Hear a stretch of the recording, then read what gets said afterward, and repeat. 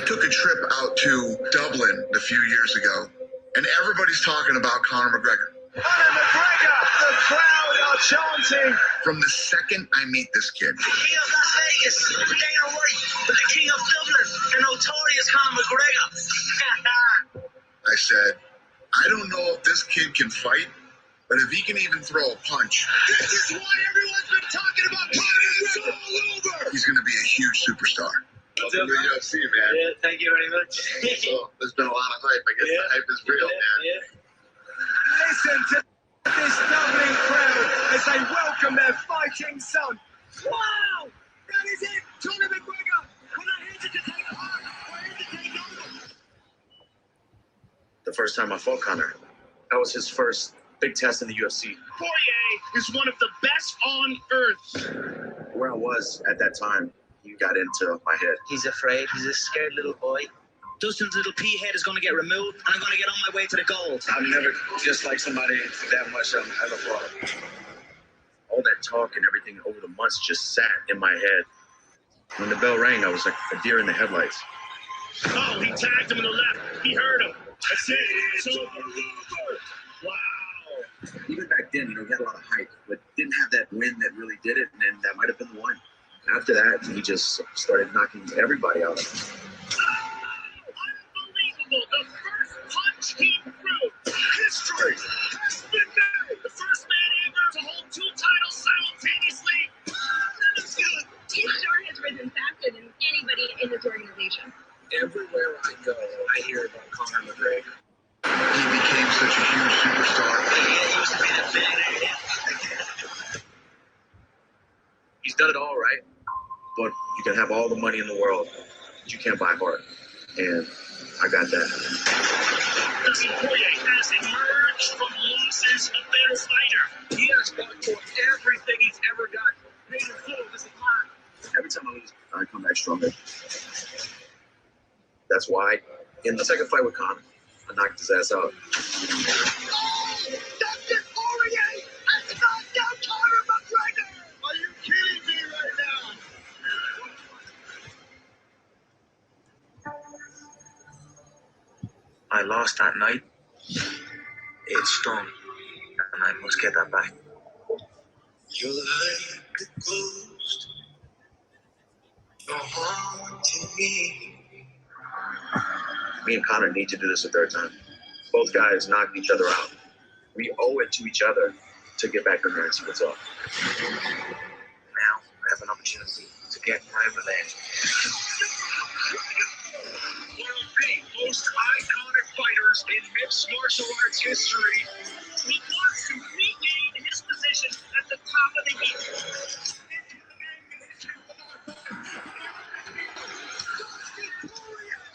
He really does want to be nothing but the best. He has beat world champions. He's introduced Henry. This is a massive, massive event. The hottest ticket in UFC history. The king is back. Let's go.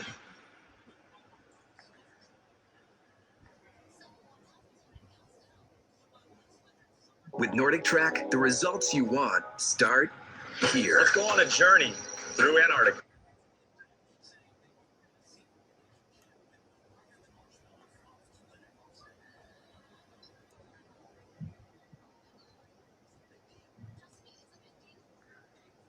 All right, we're here. This is Ted Hicks, Late Night Parents. We usually don't do shows like this, but we thought we would do something for the novice fan, something for the fair weather fan. Big fight coming up with MMA, so we got a lot of dads that like MMA, combat sports.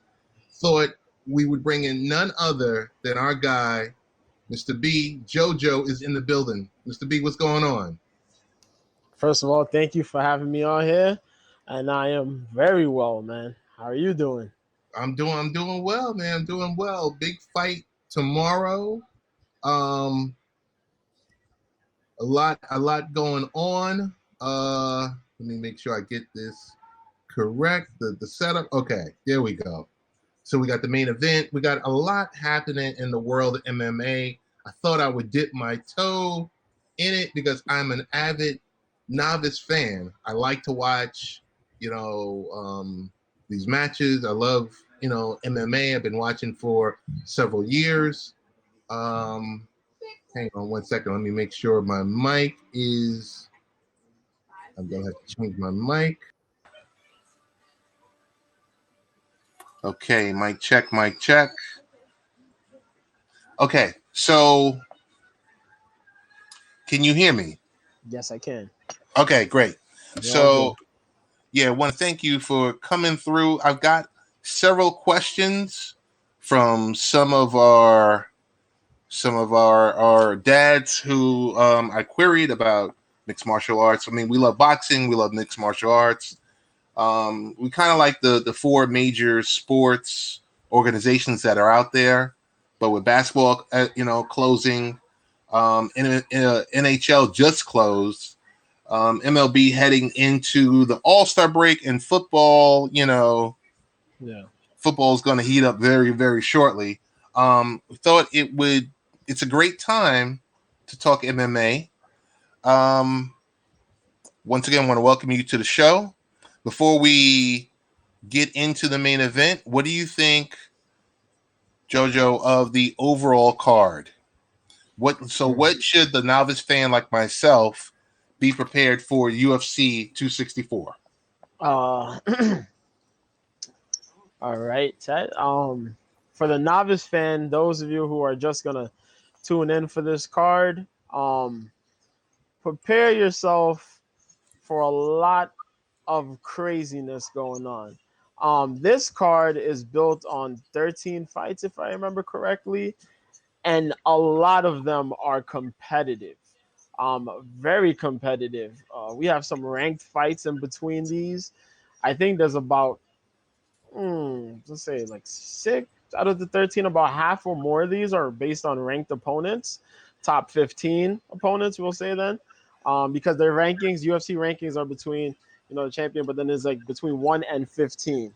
So there's a lot of fights here that are between those number 1 guys and the 15 guys or girls, and you know what I mean, in some cases on this card, because there's 2 lady fights, 2 women fights, one in flyweight and one at bantamweight, that are between one is between, yeah, both of them are between top 10 females.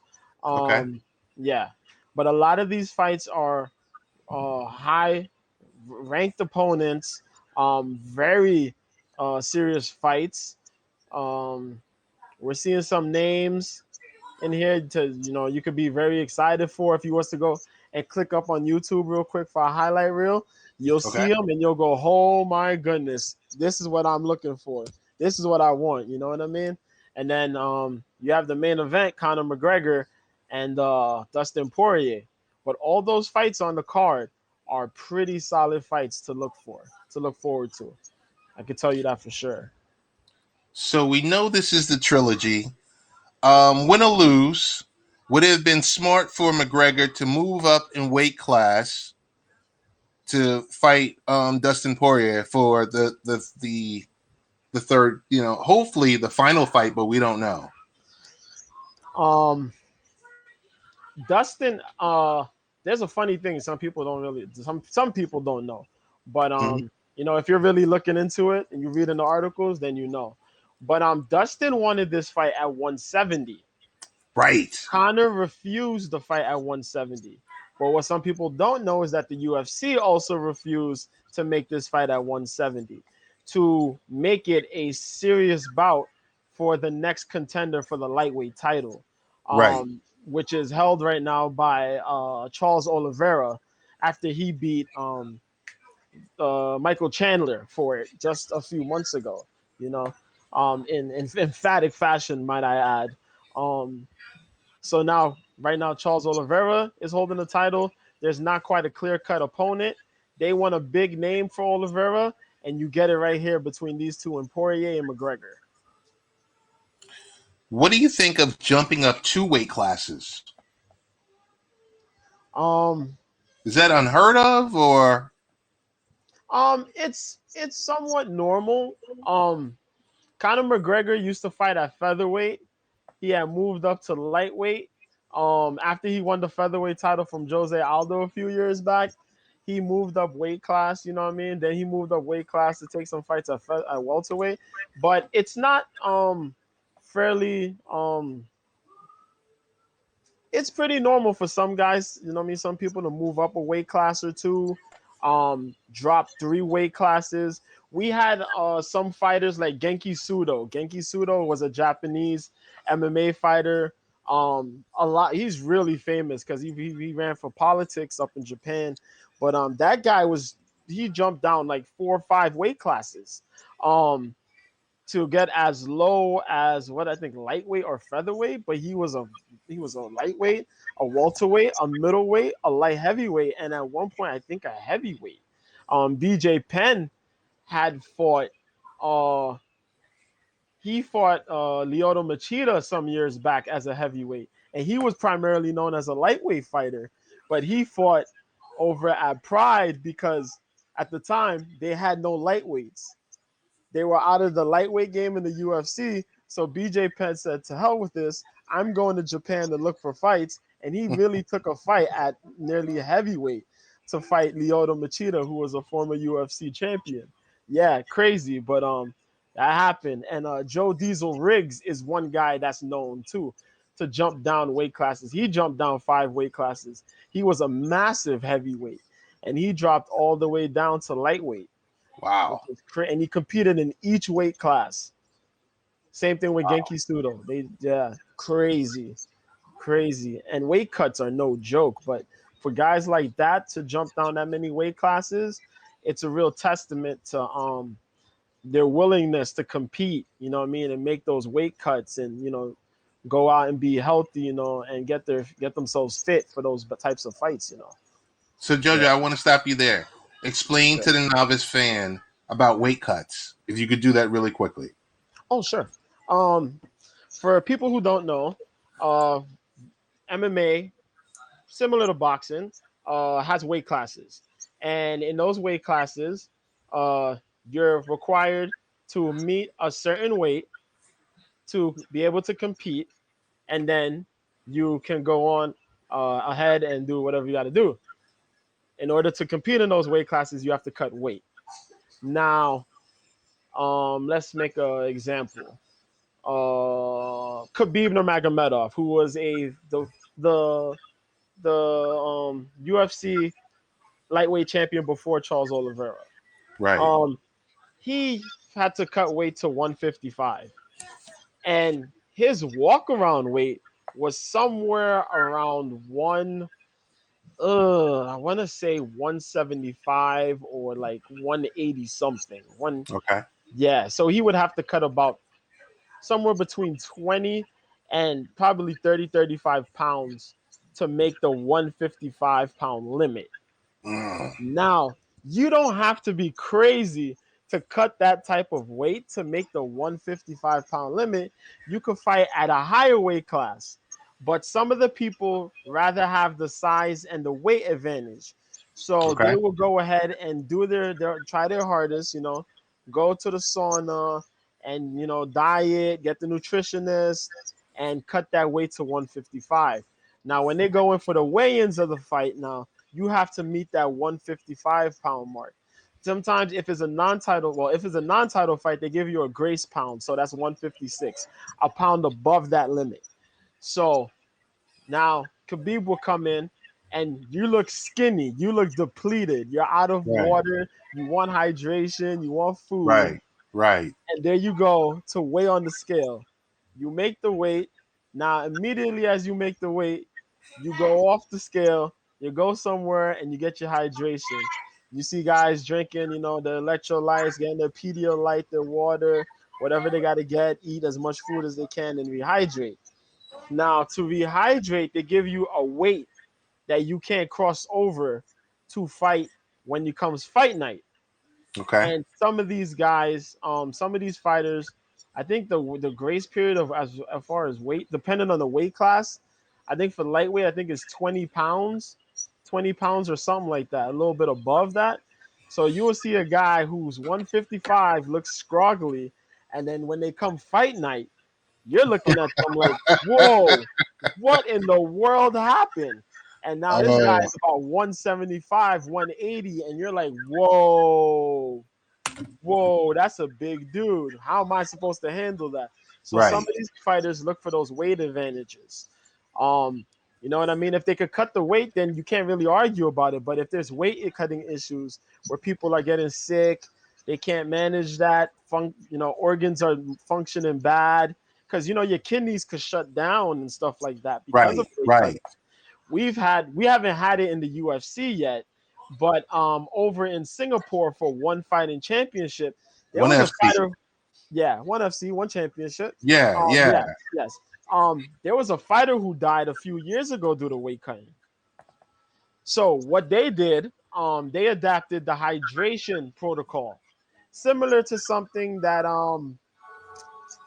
Pride Fighting Championships kind of did, where they upped the weight, the weight cutting, so it would look like, okay, you see Khabib cuts 155, he has to cut weight to get to 155.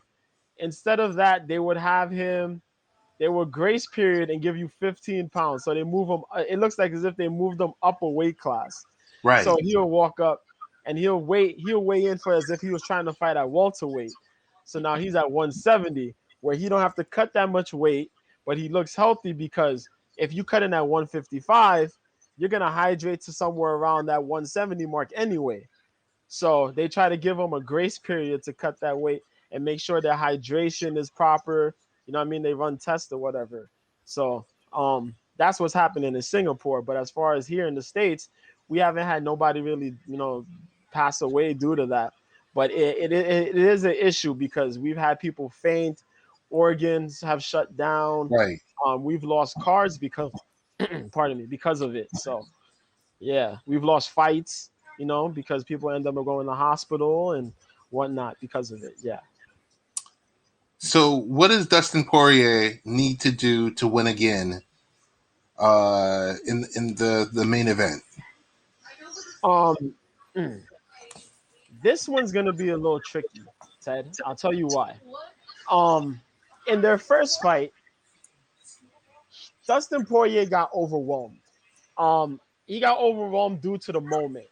He fed into the trash talk by Conor.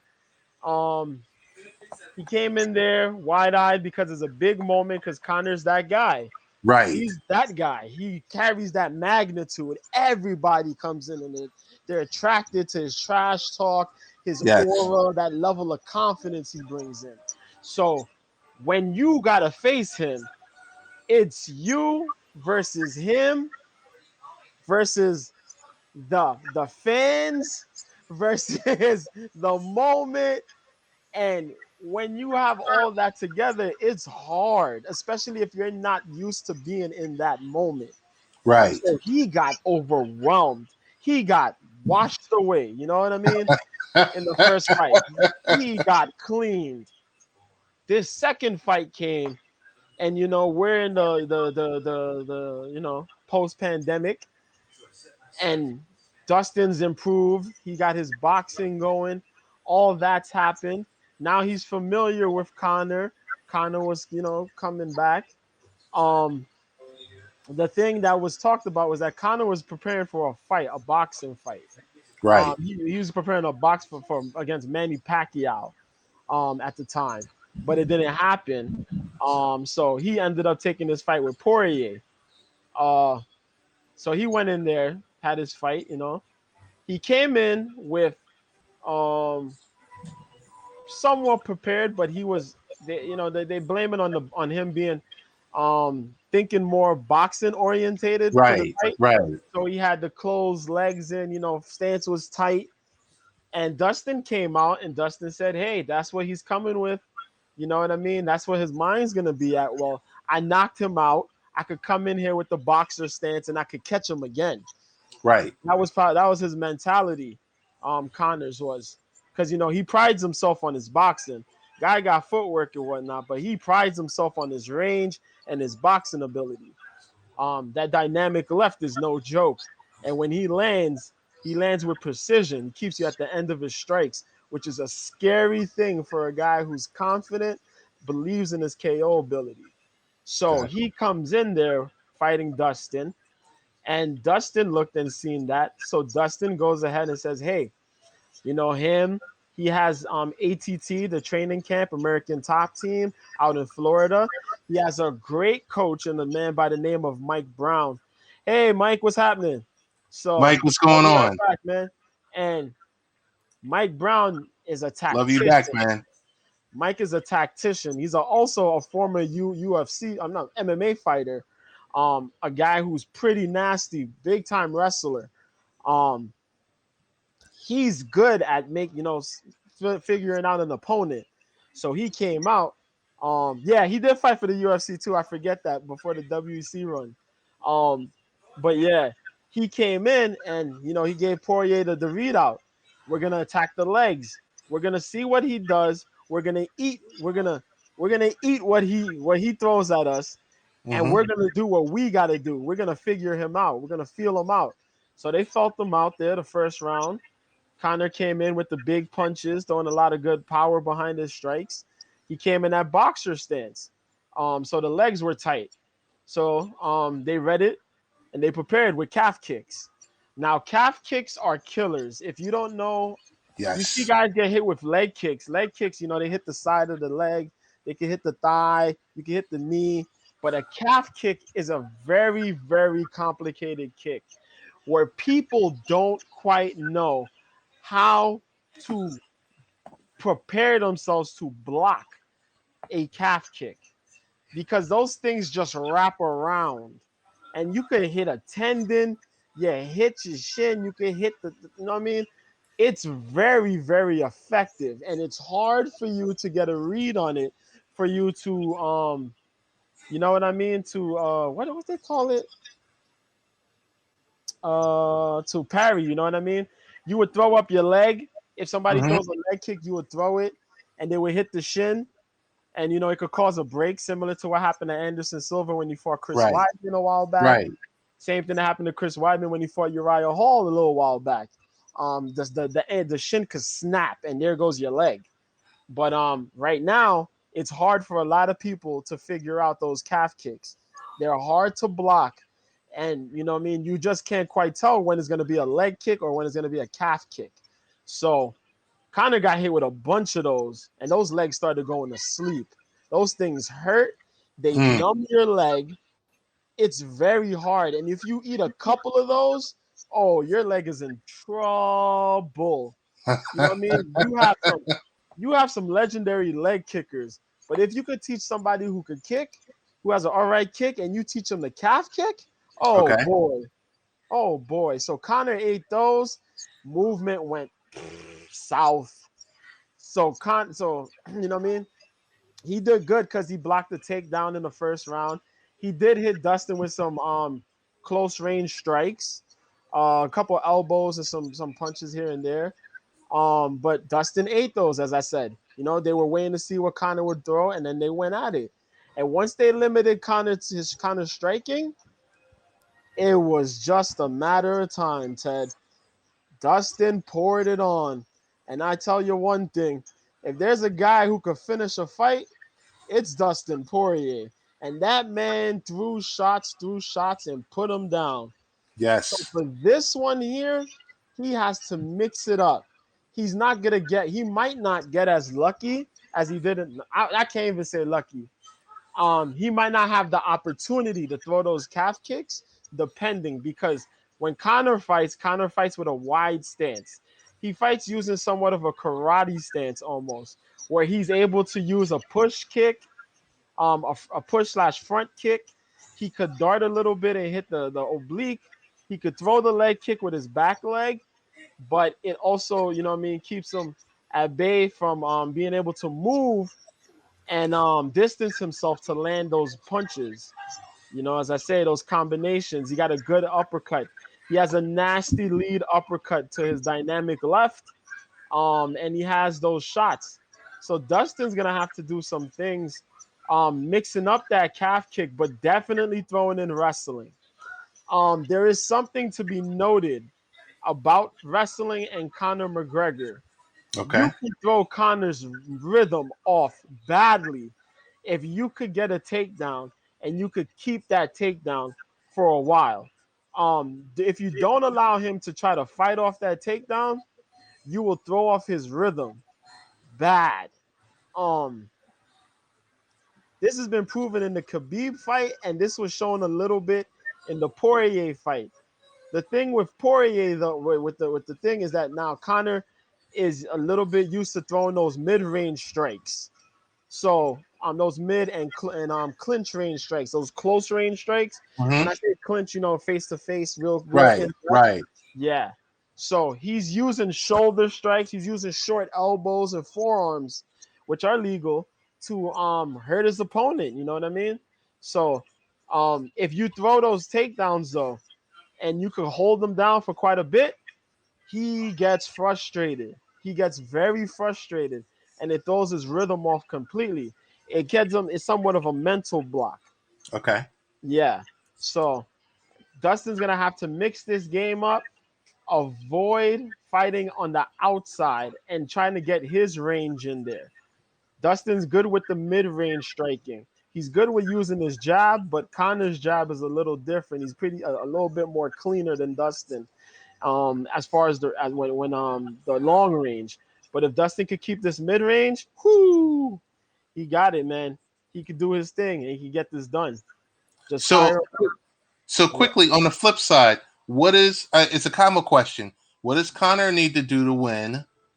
And if he does, should there? Here's the combo question: should there be? And Mike, you can answer in the comment field.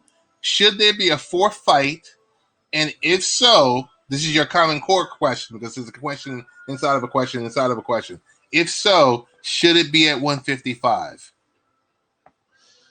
Mm. If there's a fourth fight, there got to be a draw. That's how I feel about it. Um, yeah, there has to be a draw. Uh, for Connor though, Connor to win, Connor got to get back to form. We got to see takedown defense showing up. We got to see the movement going. We got to see the confidence back. Um, his belief in it. He can't be scared of being taken down. Um, he has to put things to work. This is not just about fighting hands and boxing. Um, he has to set some of these things up with his kicks. He could throw good kicks. Don't get me wrong. He got a spinning back kick. He got some body kicks he could throw, some leg kicks. He's good with those things, but he doesn't quite use them often. Depending on the opponent. But he does a lot with his boxing. He got to get into form, slip some punches, counter some punches, um, pour it on Dustin. You can't let Dustin catch rhythm. You can't let Dustin catch boxing rhythm. Because when he starts catching boxing rhythm, he's coming into you. He's gonna tap you. He's gonna start throwing combinations. He throws at crazy angles in mid range, and those are mid range punches. They're kind of difficult to maneuver or prepare for compared to a long range strike. Thing with Connor is fast with his long range. He's so used to fighting that range, it causes problems for a lot of guys. Um, and as Mike is saying, that left hand is a problem. Okay. That left hand is a problem. When you know what I mean, if Connor sets it up, it could be a bad day. But 155 seems to be that place though where it looks like Dustin's managing to take that power from that left compared to a lot of people getting dropped by that left. He's managed to just shake off that left.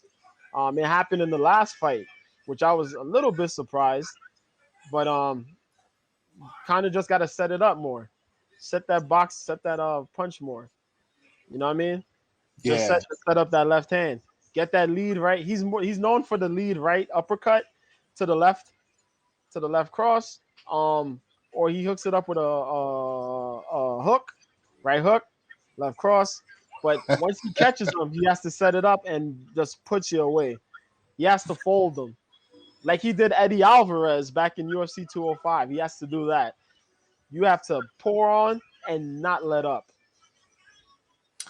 So hey, to close this out, Poirier versus McGregor, who wins? Mike, please put your comments in the field too. Who wins?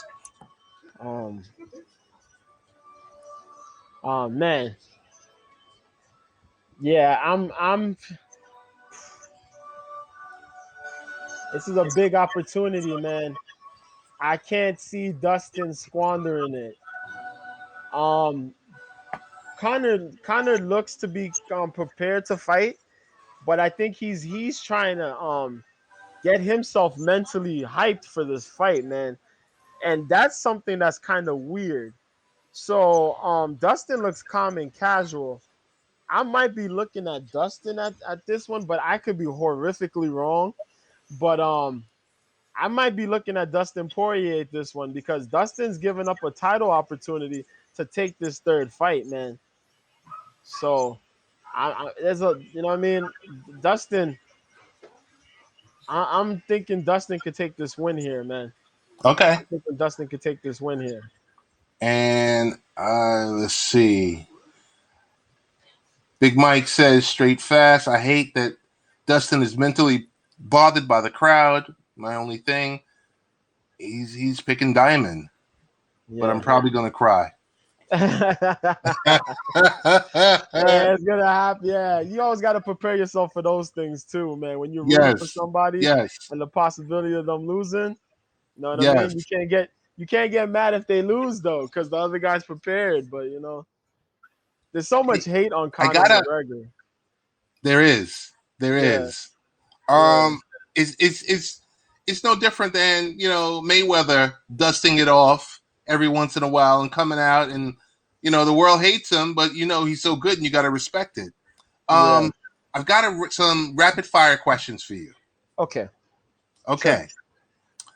PEDs in MMA, are they getting a handle on it? Ooh, compared to what they used to do? Yes. Man, they've gotten a solid handle on it now. That depends on the organization though. There's some PED usage that's going on. Some of it is really under, you know what I mean, low level where you probably don't see. Well, the UFC got, you know, USADA on there, and you know they've been picking up people left and right.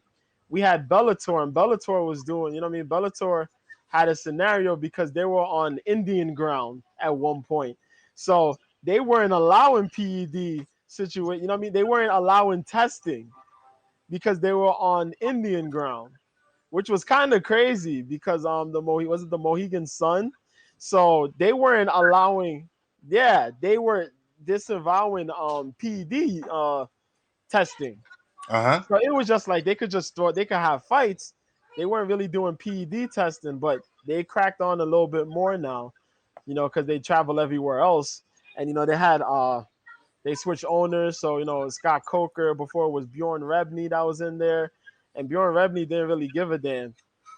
So there was a situation. There was a situation where, you know, Mohegan's son was there and they just didn't care. They would just have the fight. So nobody was really getting tested at that time.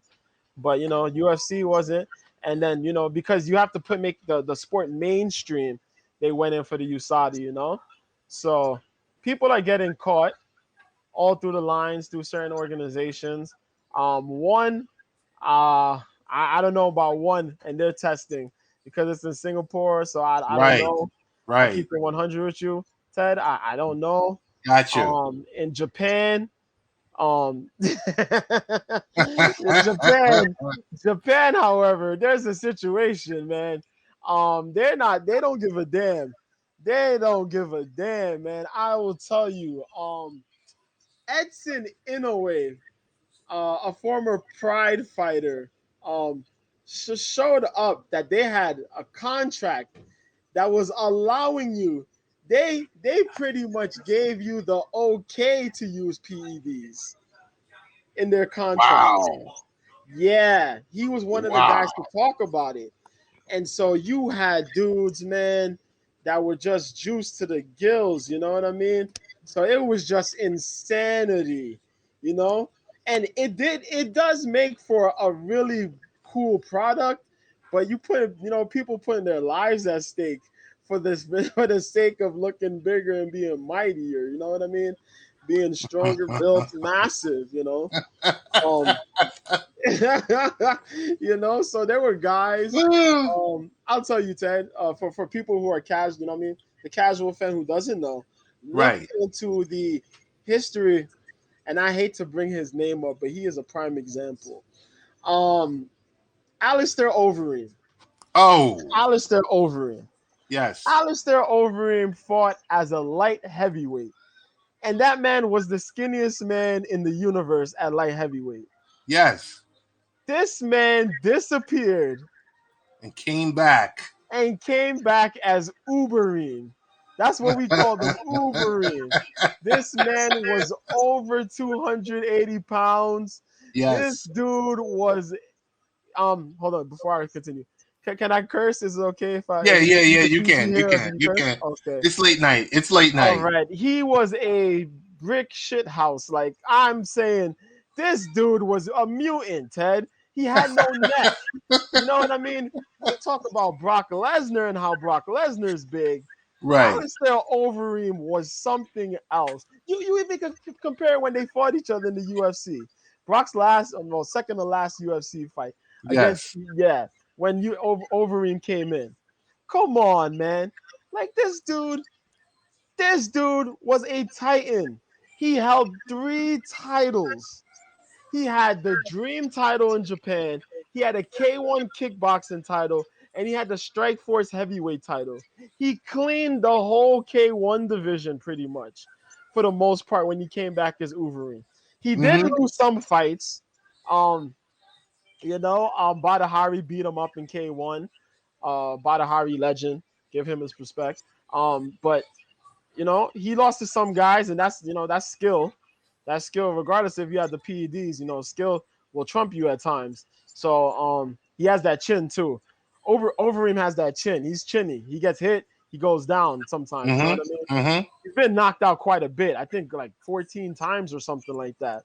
And Man. he's competed in both kickboxing and MMA. So you got to think about that.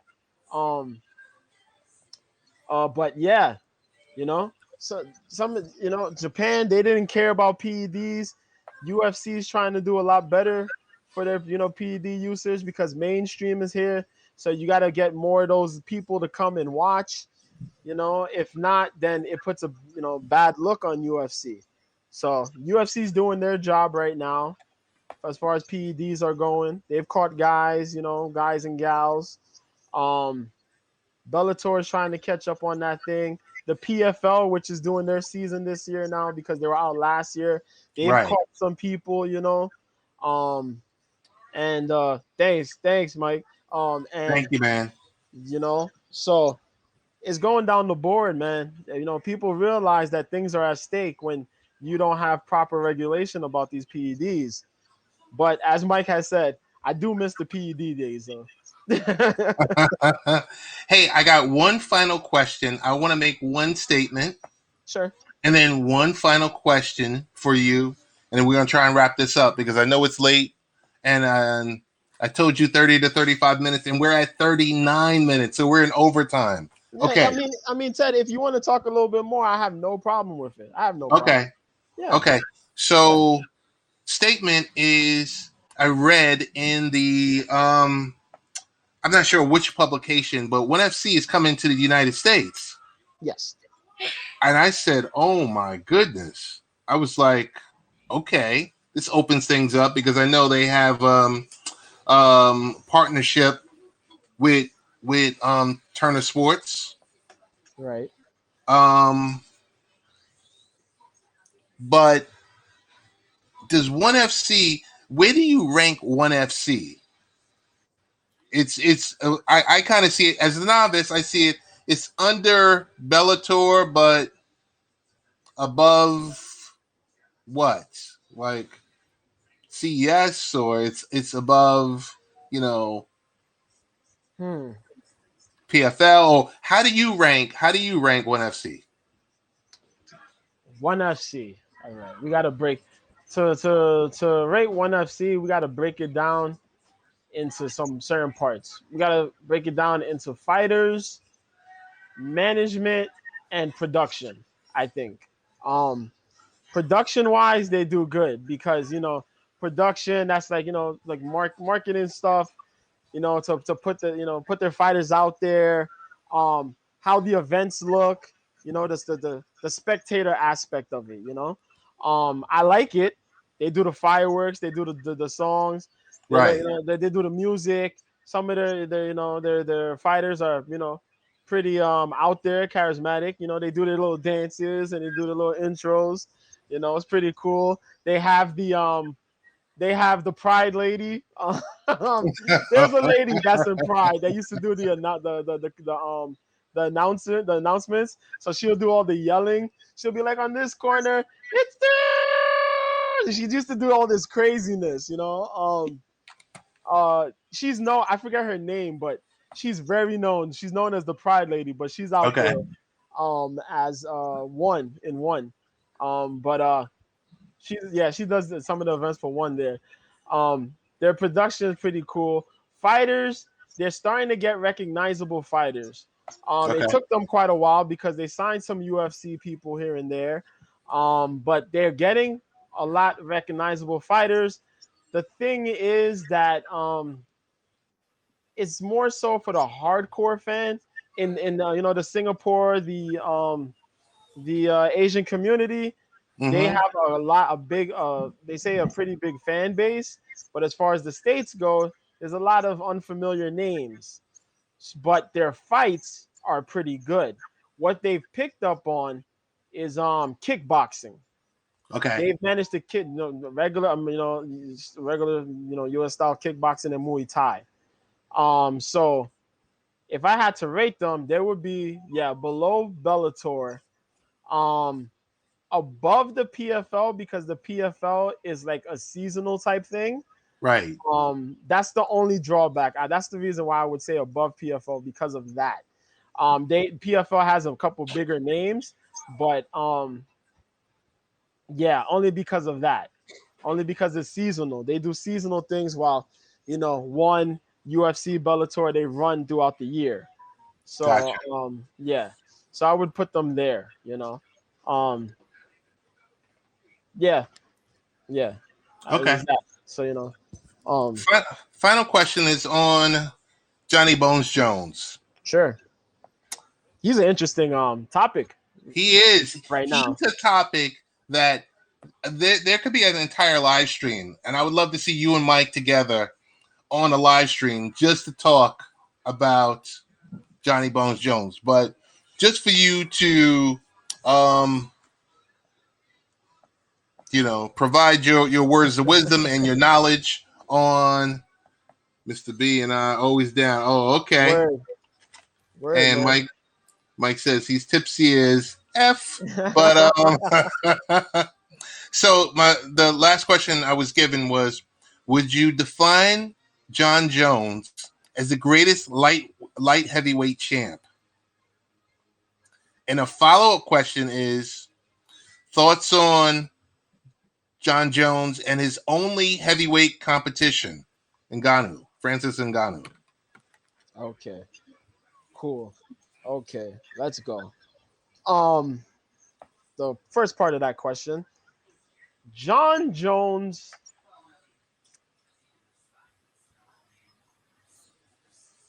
This is how I gotta say it. John Jones has been caught in some serious situations with PEDs. Yes. That's the only thing. That's the only blemish in his record. You know what I mean? The whole PED usage. He's always been caught up. PEDs. He's been out. PED use. They found this. They found cocaine in the system. Right. Picograms. I mean, this guy. Mr. B. I'm sorry. If he had a morals clause in his contract, he would have violated like 5 times over. Oh yeah. Oh yeah. Yeah. For some people, they would have already taken John Jones out of the organization. Right. But he's a draw. He Not is a only is draw. he a draw, he is pretty damn good at fighting. Let me Yes. tell you. Yes. uh to consider him the greatest light heavyweight, you would have to be crazy not to consider him the greatest light heavyweight in the Okay. UFC. You would have to be absolutely out your mind to say he is not the greatest UFC, greatest light heavyweight in the UFC. I will tell you why. John Jones literally cleaned his division. When you sit and think about it, this man beat up people to get to where he is. He beat Shogun Rua. He choked Lyoto Machida unconscious, literally left him as a sack of potatoes. Quentin Rampage Jackson, he embarrassed that man. Damn near took out Quentin Jackson's knee because of the knee kicks, the oblique kicks. Right. He took out, Quentin couldn't walk properly for some weeks, but he put that man away. Beat his mentor, Rashad Evans, cleaned that man, shut him down in Rashad's wheelhouse. Yes. Rashad's a big time Division I wrestler, and John Jones shut him down using wrestling, using the whole aspects that Rashad is good at. He beat him at his own game. He Rashaded Rashad. That is madness. You know what I mean? He Mm-hmm. beat Glover Teixeira. He fought Alexander Gustafsson twice. He beat Gustafsson, and that really tried him. You know, that was a tough battle between Alexander Gustafsson the first time. He almost lost that fight, but came back to win that fight. Him and Daniel Cormier, DC. You know, they went through it, and you know he beat him. You know what I mean? The list goes on and on. You know, he fought Thiago Santos, beat him. He fought Reyes. That was a close fight, but he beat him. You know, John Jones, as I say, man, is a great fighter, but only those things taint them. But I would still consider him the greatest light heavyweight. Okay. Now, as for the situation at heavyweight, Mm-hmm. they're playing games. Let me say, they're playing games, man. Um, you know, they're playing games with John Jones.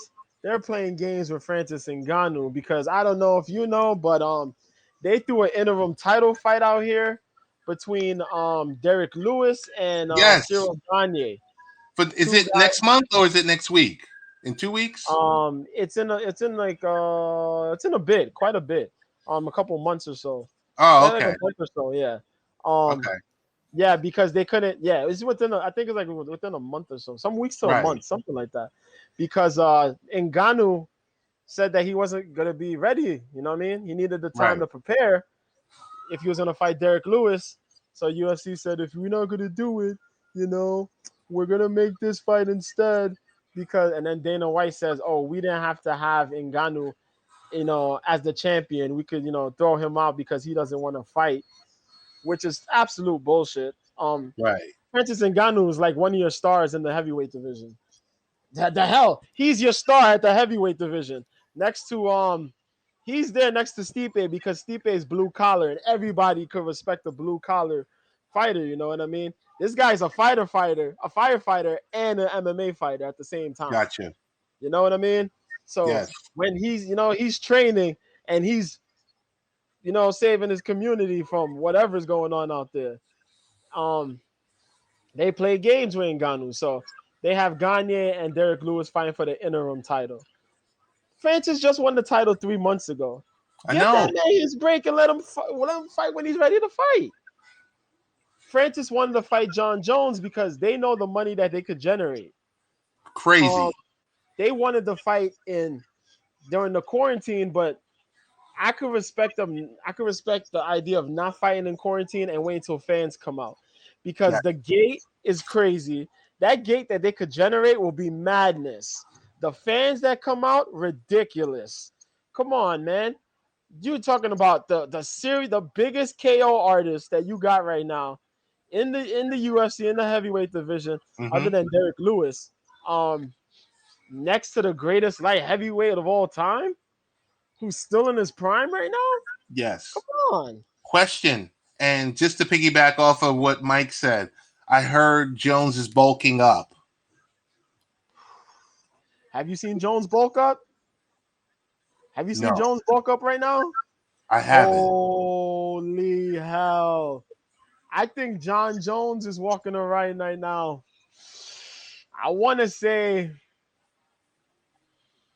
at around possibly he wants to get to 250. He wants 250. He says 250 might be the way he walks around at 250 or 245.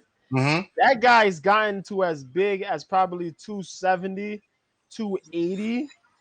And that thing, he looks massive. Really? Because you got to remember his frame. He has an 84-inch reach. He's Yes. about what, 6'4", something like that. Mm-hmm. Mm-hmm. You got to understand this guy, and he's looked so lean when he fights. So when he was fighting at light heavyweight, he looked lean when he cut weight. When he made the weight, he looked, and you're looking at me like, okay, he's pretty big, but because he's tall, he's lean. But when you put that mass on him, and you think about the fact that he can wrestle, his striking is diverse. Yes. He comes in as a master game planner. Imagine what he could do to certain heavyweights. It's true. And then you put him against a guy that if he touches your chin, you're instantly in the shadow realm. Come on, man. Come on. You're asking for too much. Come on, like put this together. But I understand they said they didn't want to do it during the gate and all that. But if you could have a full packed crowd, let it happen. Yes. But Dana's playing games, man. John wants a little bit more money. I can't blame him for getting a little bit more money because if you get hit hard enough, you might be out for quite a bit. You know what I mean? You're putting your light heavyweight. So a question like this is does something like this happen in the States, or do they go to like Bahrain or somewhere like that? So it's a global event. They keep it in the States. For a fight like this will be in the States. This will Okay. be in Las Vegas. It'll probably be in Las Vegas because, or it could be on an international fight week, like how this week is like would be considered international fight week if the pandemic wasn't here, because all the people will come MMA. You generate a lot of money during international fight week. Then they're gonna have it in Las Vegas, and everybody's gonna be betting crazy. So they will have it over, Vegas over there. Africa is a place where they're looking to push. If Francis Ngannou could hold his title down, they're looking to have an event in Africa. Wow. They're looking for Israel Adesanya, Kamaru Usman, and Francis Ngannou to get on the Africa card.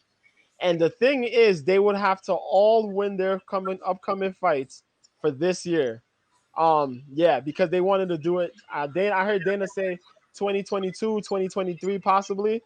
They want to hold the card in Africa, and they want all of those guys to win their fights, and they could possibly try to make the fight in Africa. And if that's the case, that generates, because you're gonna have the wealthy trying to travel to Africa to go see these guys fight. Right. You know what I mean? And you have all these, the Nigerian conglomerate. Everybody's gonna be there. Fan base out the wazoo, because you have representatives. Right. You have representatives here. A while ago you would have never expected. We watched a whole bunch of Brazilians win titles. We would have never said, Africa would be put on the map. We got black fighters, yes, but we would never say Africa, Nigeria would be put on the map. We would have champions there, and here we are. 3 solid champions, who represent the country. True. And big fan bases, and they're dynamic fighters in Kamaru Usman, Israel Adesanya, and Francis Ngannou. So and there's a lot more guys who are on the come up too from there. So, it's great, and That's what they want to do. But Jones wants his money. Yes. They're playing games with Jones on the money because they say Jones make 10 million.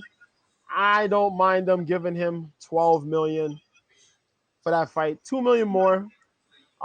Compared to the what you're gonna draw and what you make. Come on, we know what's going on. Right. ESPN takes a good chunk of money, but we know y'all guys are making money off of Venom. You're Mm-hmm. making money. You're making revenue. Come on, man. There's money that's been saved during quarantine. You know, Ton of money. they've gathered a ton of money, yes, during quarantine. You know, so it's like, come on, give John Jones his little 2 million, his 2 million bone. Give him his 2 million extra. That won't hurt. His 2 million extra, 12 million. And Francis Ngannou, he's a champion.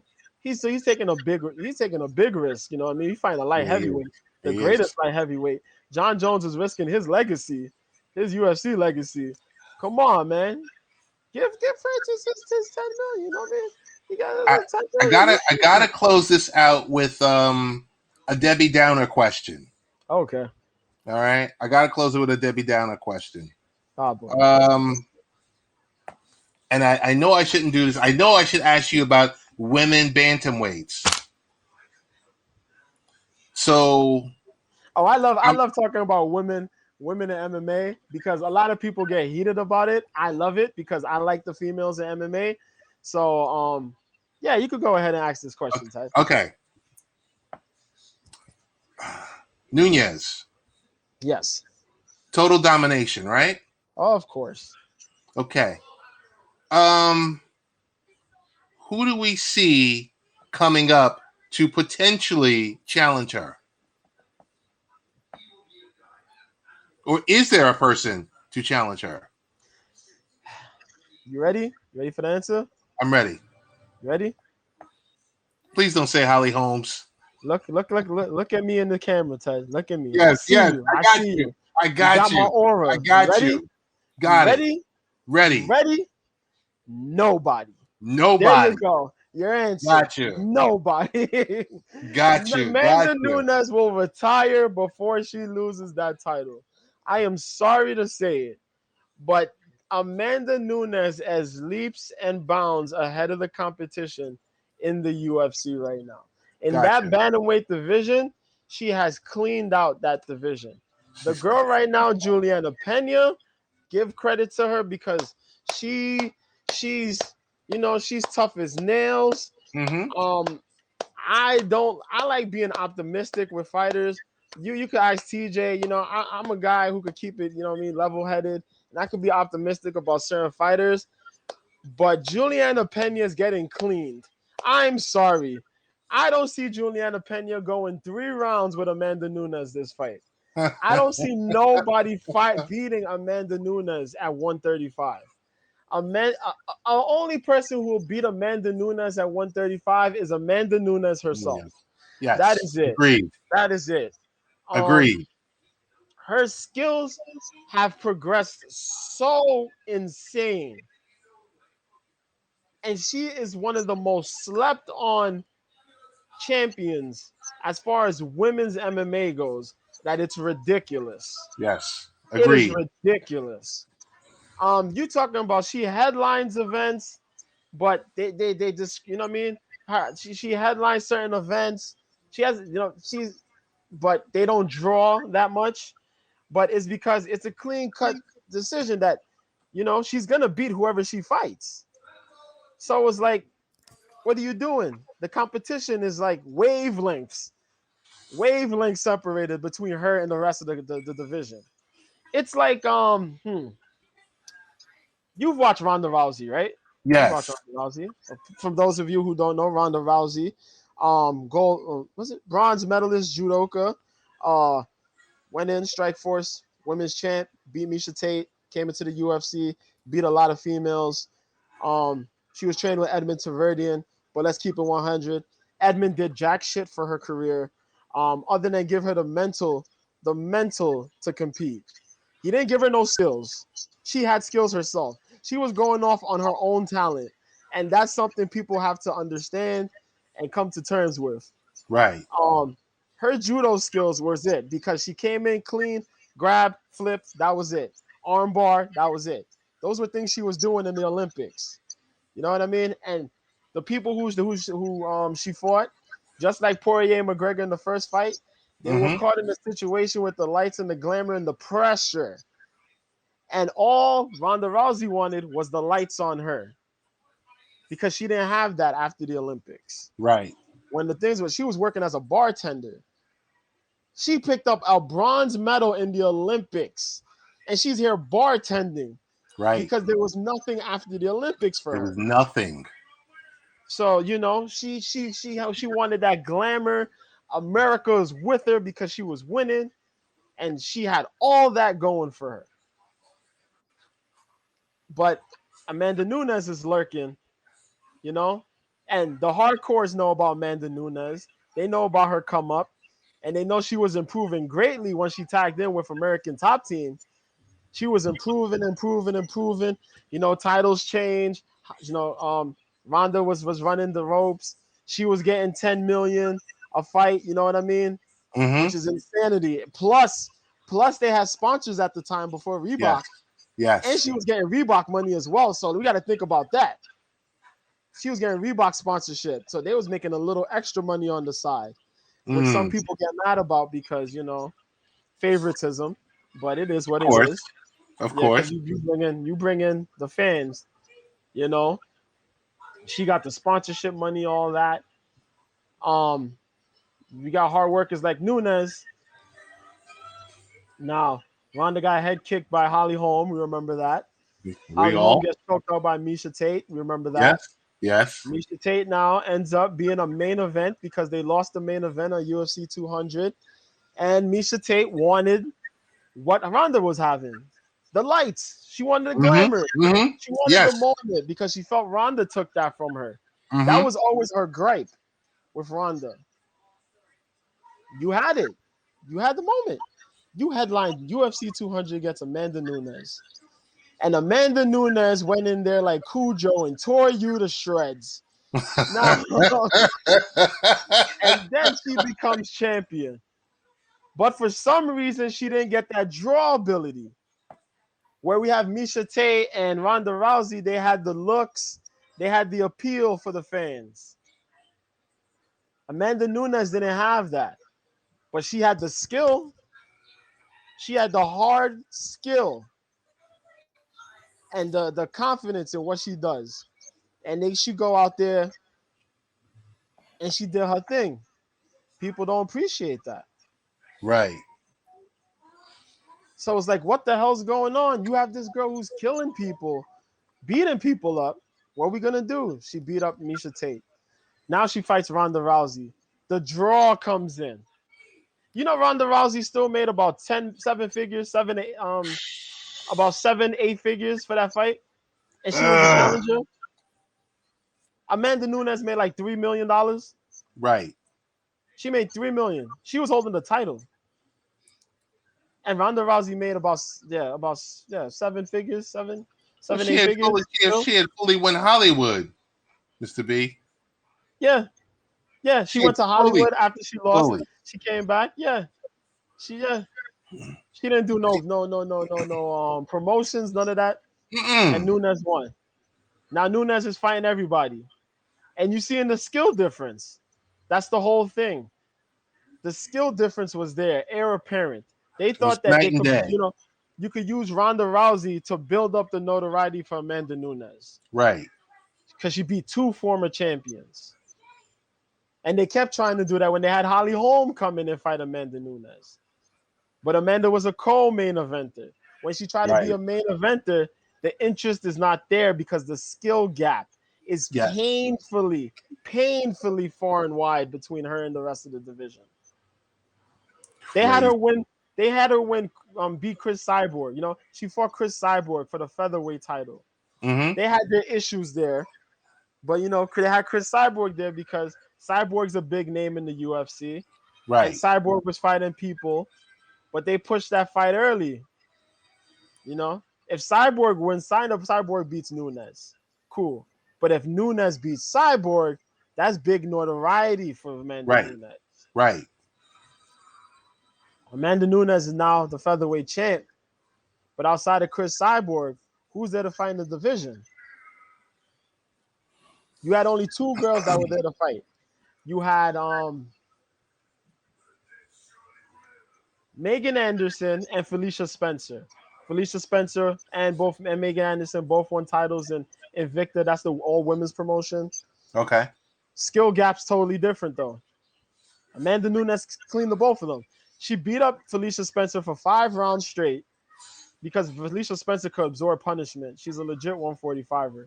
And Megan Anderson, she just wasn't ready. She wasn't ready at all. She looked so outclassed, outmaneuvered. It's just bad. That was just a bad beating, and she lost by submission. That was it. And they try their hardest to build her up, but they can't because of that skill gap, that skill difference. Gotcha. Not everybody knows what Amanda Nunes could bring, but it's because you need somebody who's legitimate that you could believe in to be that headliner. But as far as the drawing power, Amanda Nunes is the big fish in a small pond.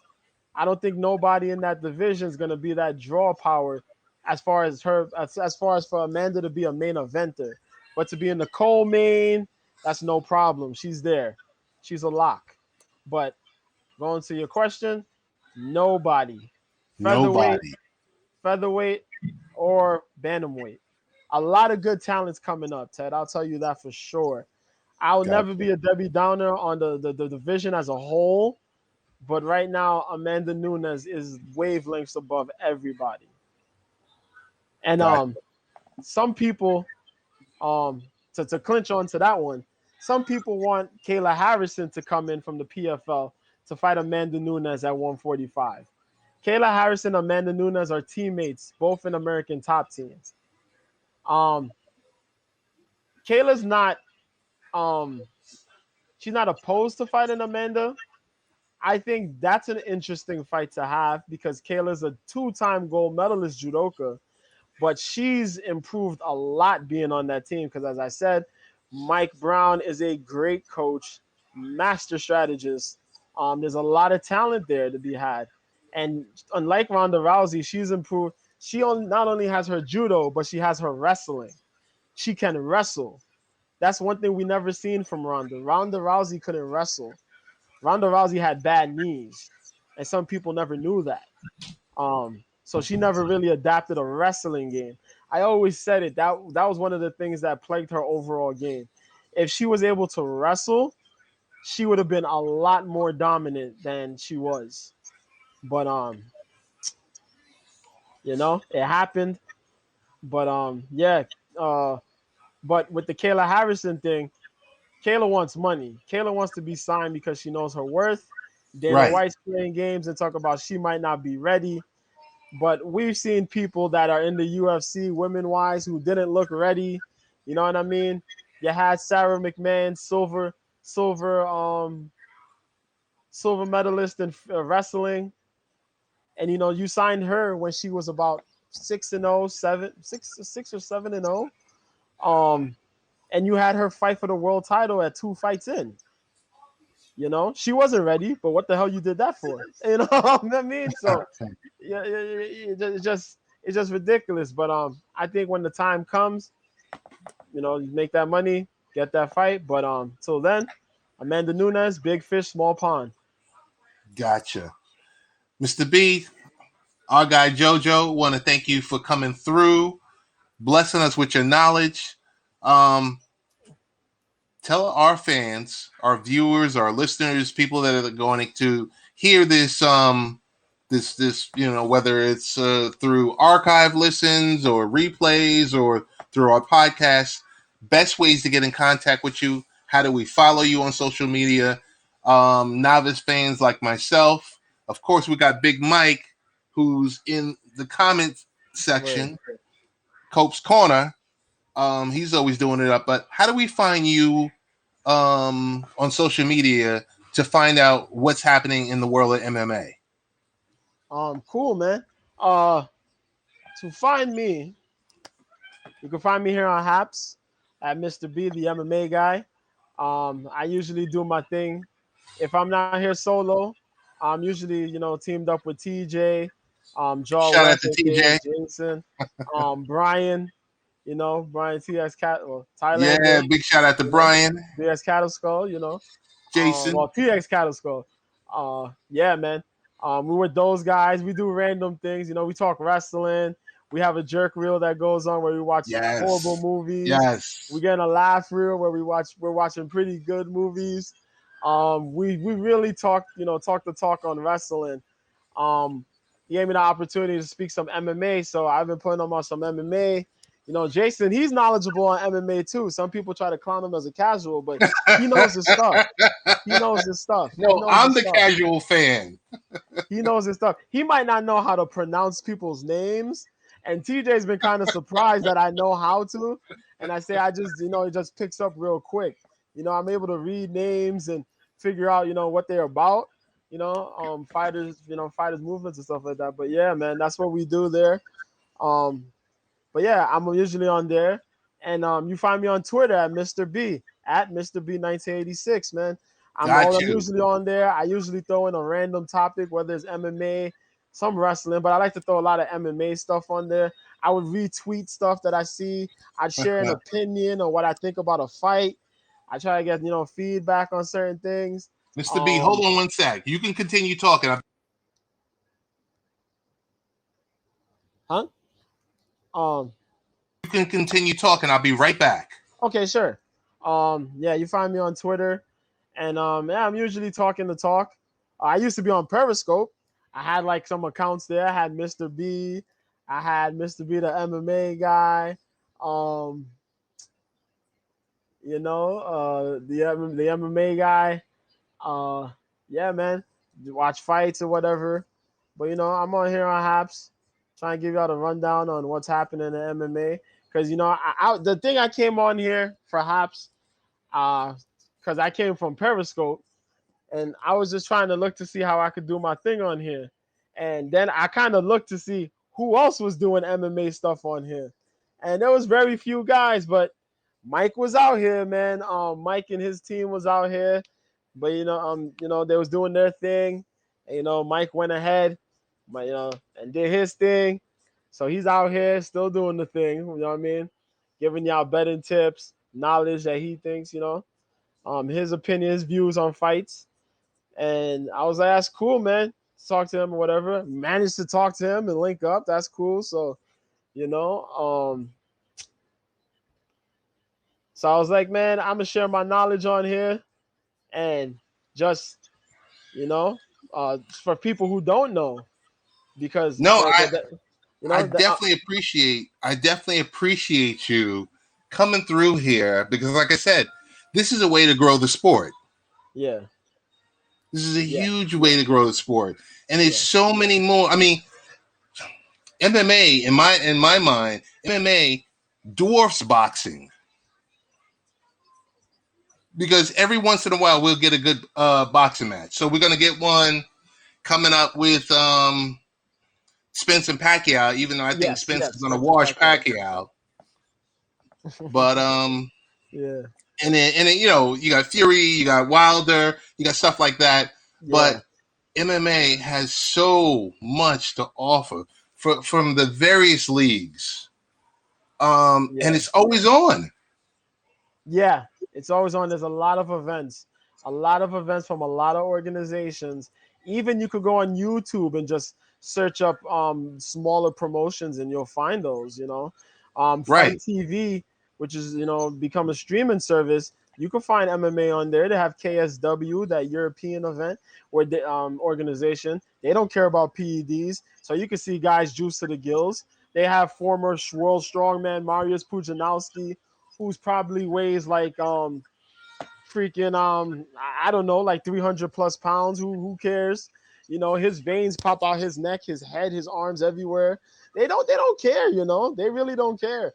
But right. I digress.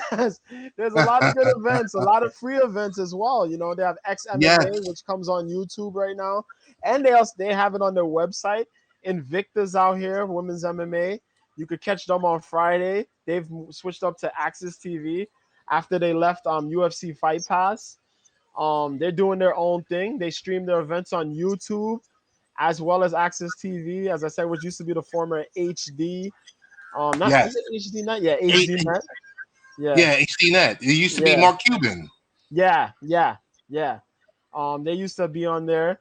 They're on there now, and they stream their events on YouTube as well. So double up on the viewership. You know what I mean? Um, yeah, So I do have one thing that's I find it interesting. So let's say either through the BR app, and I'm not a rep for ONE FC, but through the BR app, I notice every once in a while they'll have a live match, and I'm sitting here saying, well, what time is it in Singapore for them to have a live match? You know, because I'm like, isn't it like a 12-hour difference or something like that? I'm like, 24 hours. Is it a 12? Is it a 12 or 24 hour difference? yes, I think it's about a yes, 24 hour difference. It's like a one whole day it's difference. crazy. Yeah, because it's like 8 something at night, and over Yes, here, yeah, it's like night, literally night, and here it's like early morning, like 12. Yeah, 12 to some between 12 and 24. Yeah, but yeah. yeah, I, it's a I whole entirety difference. Yeah, I just noticed that when I just noticed that I had to turn down the lights because the lights were too hot. I'm like, oh my god. Um, but yeah, I noticed that with ONE FC when I was watching it on TNT. I'm like, how am I watching this live? I'm like, yo, is it like 8 o'clock in the morning where they're fighting?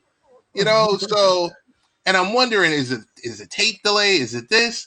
I mean, I remember when PFL was on NBC Sports Network, then all of yeah, a sudden it gets pushed over to ESPN Plus. yeah, Of course, we got Bellator on Fridays on Showtime and CBS Sports Network.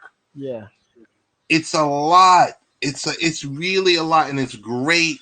And to see some of these fighters kind of dip through, because in our minds, being wrestling fans, we're like, okay, there's Ring of Honor, there's of course WWE, there's AEW, there's and then you start to have TNA, Impact Wrestling, but then you start to have the other tiers of outfits out there, and like the NWA and the indie um the wrestling. indie networks, yeah, Yeah, like yeah, GCW and stuff like that really yeah, crazy stuff where dudes are yeah. getting hit with fluorescent bulbs and all of that stuff, and you're like, Oh all man, right, yeah, so CZW, ICW, all those promotions, yeah, yeah, so it's good to see we have for this crowd, for the dads out there that are interested. I think you helped Mike too. You guys helped to open our eyes to this sport, and it's not as barbaric as it was made out to be as 10 years ago. Because I remember, like, Governor Cuomo in New York saying, "Oh, there'll never be a UFC match, or there'll never be this," and everyone's open to it now. yeah, yeah. Can you imagine if Cuomo's lucky he wasn't there like back in the in the '90s. I know, These dudes had no gloves. Straight straight bare barbaric. knuckles. Come on, man. Come on, Oh So, man. so I guess my last question for you is, like, bare knuckles fighting champion, bare knuckles league. Is that Yeah. like for the washed up, MMA fighters? Bare knuckle fighting championship is an interesting thing because bare knuckle fighting is an old sport. Some people don't know that. This is a long, old sport. This is like UK days or like early days, early army Okay. days or something like that. Um, Super old. It's been existing for quite a while, man. For the old school pugilist, Um, it picked up in the UK a little while ago, some years ago before people said, okay, let's make it official here in the States. It was in the Right. UK. There was a bunch of small organizations in the UK, and guys were going over there from the States here to go fight over there to make money. Okay. You know, then you had this guy Feldman who came out and said, "Hey, we might have an idea out here. You know, MMA's picking up. You know, we got boxing that's doing this thing. Let's get bare knuckle in here." And it was a little bit confusing because it's like bare knuckle here in the States. That's a circus show, like Mike is saying. You know, it's somewhat of a circus show. Bare Right. knuckle fighting. Who's gonna care about this? What's the big deal about this? People who are gonna try to punch each other, you know? Who cares? People started caring after the first event. You know what I Right. mean? Right. Because it was wackiness, but also we seen some guys who are legit boxers. And they literally came in here, either they have an amateur record or a pro record, but never really made it big. And they're fighting here. Wait a minute. What? Right. For real? You know what I Right. mean? Right. Then they throw in a couple MMA fighters out here, and you're like, oh, MMA guys, they're tough. They're coming in to kill these guys. Right. I watched the fight in the heavyweight division, the first event, Eric Prindle versus Sam Shoemaker. I had no clue who Sam Shoemaker was. For Eric Prindle, I knew because he was a heavyweight out of Bellator during the early stages of the Bellator when they had Okay. the tournament format. He was up. He was in the army, I think. He served. He came out big guy, Ted, monster. Sam Shoemaker's like 234. He looks so small. Got a beard. Looks so, you know what I mean? He had that whole southern like twang to him. You know what I mean? He had the long USA shorts. He had the old school boots on. You know, he Mm-hmm. looked so like old southern style. You know what I mean? Like he's coming out here to brawl. Mm-hmm. Fight started. They threw a couple punches. This man Prindle went to throw. Sam Shoemaker threw an overhand right. I never seen a man go down so fast in my life. It was ridiculous. I said, what in the world just happened? After that, I was hooked. Because Sam Shoemaker had a boxing record, but not a big boxing record. But he went out there and cleanly set this man who's been an MMA fighter and had his fights, so he should know what was going on, set him up to get laid out flat. Then you had guys like Reggie Barnett that showed up. Reggie Barnett, good boxer, comes in with technical abilities. He's picking his fighters apart with the jab, simple basics, jabs, bob and weaves, head movement. You know what I mean? Uh-huh. Straight punch, straight combinations, and just backing off. I'm like, whoa, this is crazy. But then we had a couple more MMA fighters that came in, and those MMA fighters brought more viewers because of what they were known for. They didn't bring the slack, you know, the plain guys who had decisions. They brought guys who were action fighters. So that brought more attention. And those guys were showing up. So you had more and more, and you have these guys from all different ranges who were just brawlers who were coming up to try to be these bare knuckle fighters, guys who have MMA backgrounds, people who have boxing backgrounds. Right. And that's what just brought up, you know, the sport. And they have a good fan base right now, a pretty solid fan base. They have their sponsors, you know, free sponsorship. You know, they have their Mm-hmm. sponsorship going for them.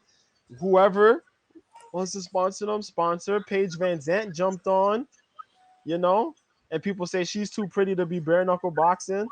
But you know, she did all right for MMA, but her power is not in her fighting, it's in her promotion ability. It's in her promotion. It's in her social media. Yeah, Jeez. she makes you know what I mean? She's making six figures. She's making six figures just off of sitting there and just doing her IGs. Come on now.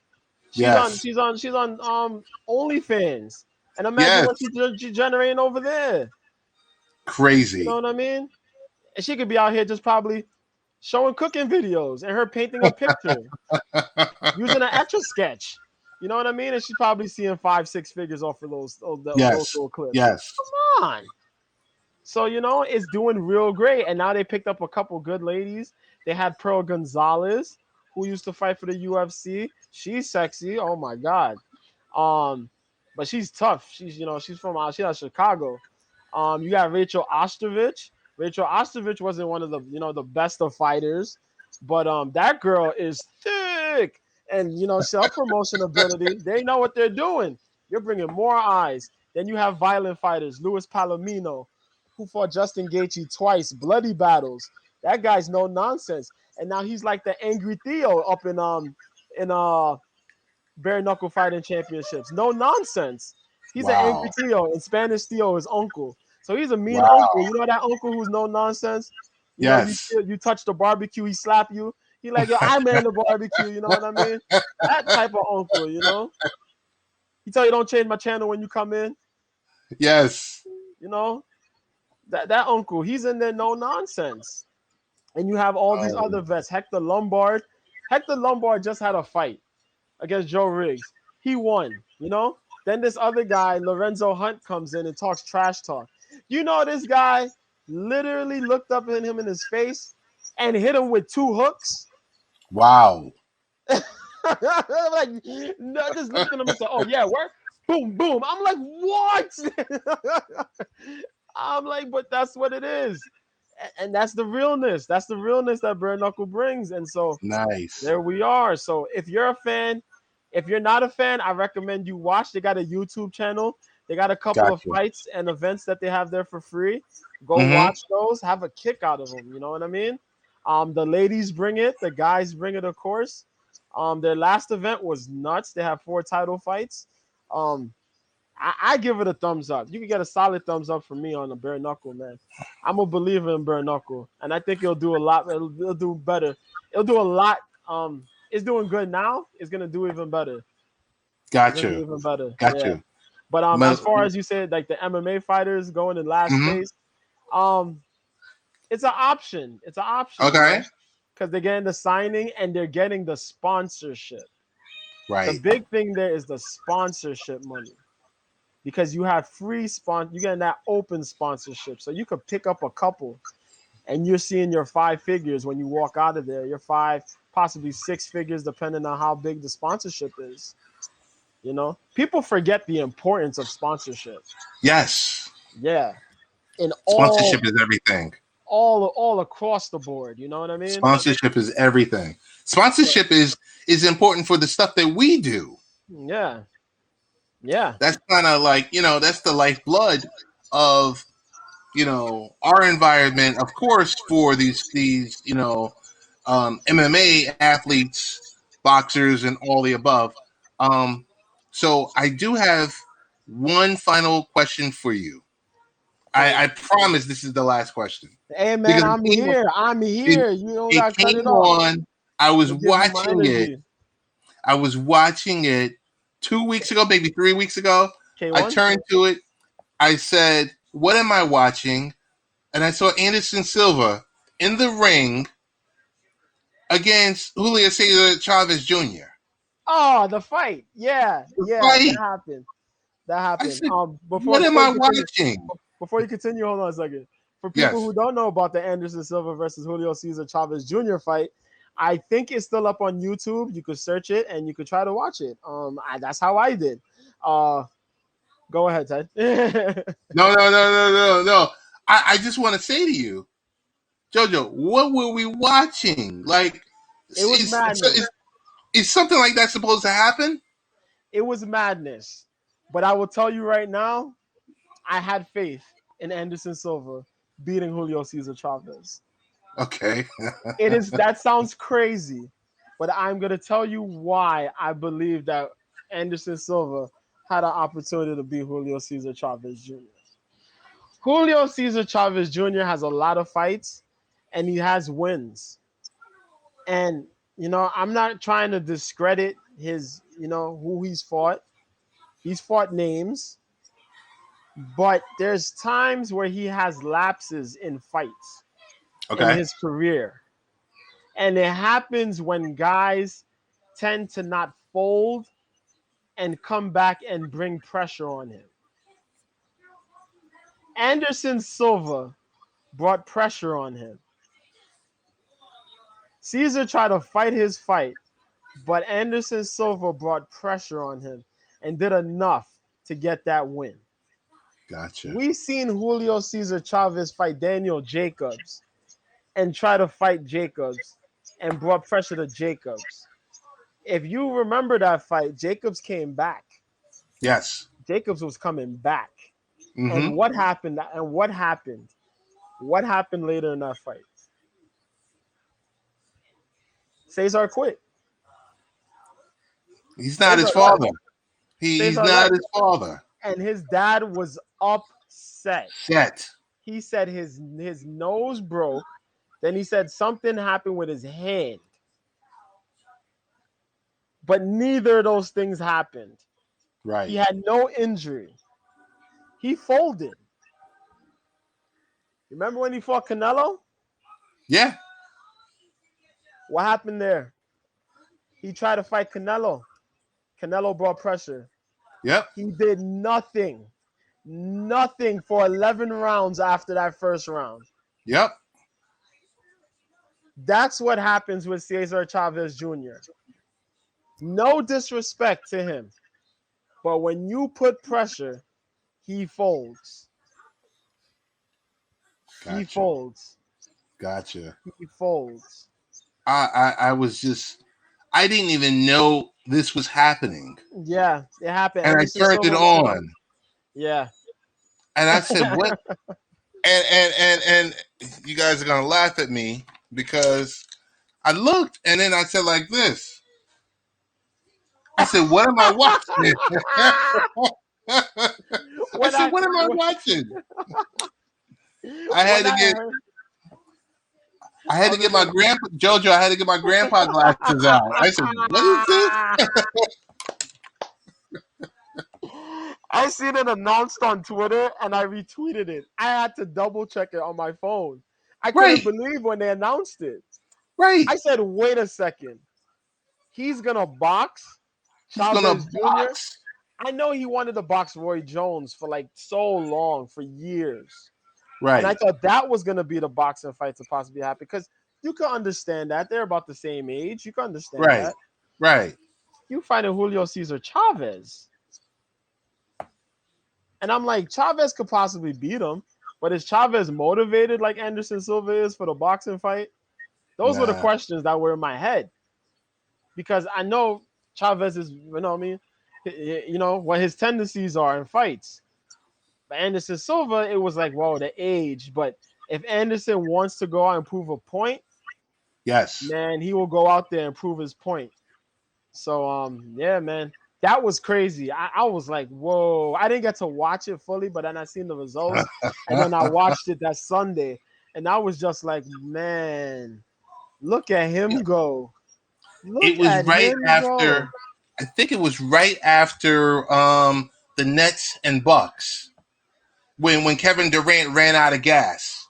I think it was either when he ran out of gas or when he hit the big shot for game 6. So I don't know. You know what? I'm going to say it's when he ran out of gas. He played the full 53-minute game. And then so I was like, all right, the game's over. What I'm going to do? So I start, hitting the remote. I'm like, let's see what else is on. And I said, what is this? And so I text one of my guys. I said, yo, are you watching this? And I took a picture of it because I said, yo, I don't believe what I'm watching. Yeah. And one of my other boys was like, yo, I'm watching it too. and I was like, okay, I just want to make sure I'm not in some alternate universe because I said Anderson Silva's on my screen boxing. And he looked decent. Yeah. Yeah. That was the part. He looked decent. He looked decent. Yeah. Jojo, he looked decent, man. I don't know, man. I was like, huh? Are we watching the same thing? Like, what is this universe? What is this? So I'm looking around and I'm like, okay. So I sit there and I'm watching it and I'm like, oh my goodness. Yeah. And I think that same night, Julio Cesar Chavez also fought. Yeah. Because he fought Camacho Jr. I think so. I think He fought somebody on that card. Yeah. Yeah, I think he might have fought Camacho Jr. Hector Camacho Jr. Somebody. I don't know. I think it I was was I like, think it was Camacho's dad or something like that. I think he fought. yeah, it's something, Yeah. Yeah. it's something crazy, man. But Yeah. man, I want to thank you for coming through here and for us to air this out. I'm excited for the main Tomorrow. event. Yeah. Yeah, for tomorrow for the main event. I'm excited for the whole card because it's going to Yeah. be like a supersized Yeah. card. Yeah. With the undercard, the prelims, and then with the main event. Because usually, I mean, being a novice, I'll usually turn to it at like 10 o'clock. Yeah. Just for the main card. Yeah, just for the main card.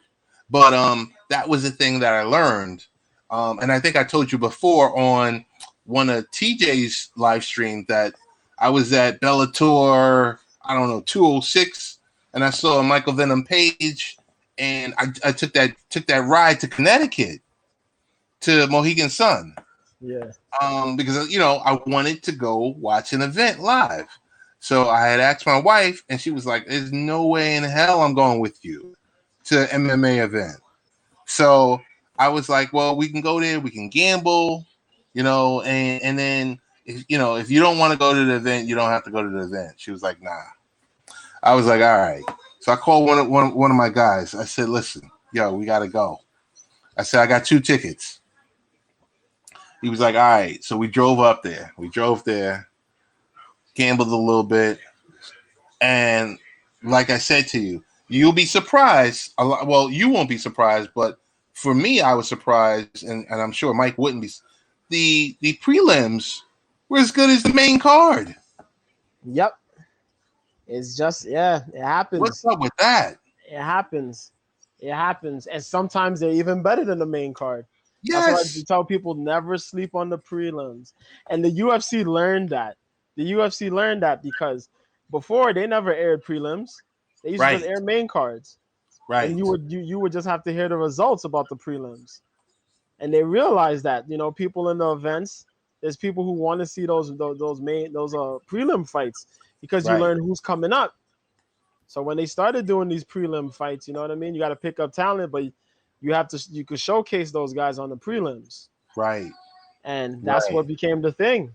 Now you see a lot of people on the prelims. You see main event guys now on show up sometimes on the prelims. So it's Gotcha. just like, up and coming talent. And man, do they shine, man. Some of those talents, whoo, they shine. They shine. There's a guy on the come up by the name of Adrian Yanez. He's out of Texas. He's gonna be fighting a kid by the name of oh my God, how did I forget his name? Randy Costa. There you go. Okay. Randy Costa. They're gonna probably be on a Houston card coming up soon. But Yanez was a guy who was on the prelim card, then showed up on the Fight Night main cards. That kid is KOing people left and right. They call him the bantamweight Jorge Masvidal. He kind of looked like him when he got the shortcut hair. But that kid is smooth. He is smooth with his striking. And Randy Costa too. Really clean with their striking. They're gonna fight soon, so be on the lookout for that. These prelims here for later on 264. Ryan Hall, a jiu-jitsu savage. But you couldn't tell by when you look at this man.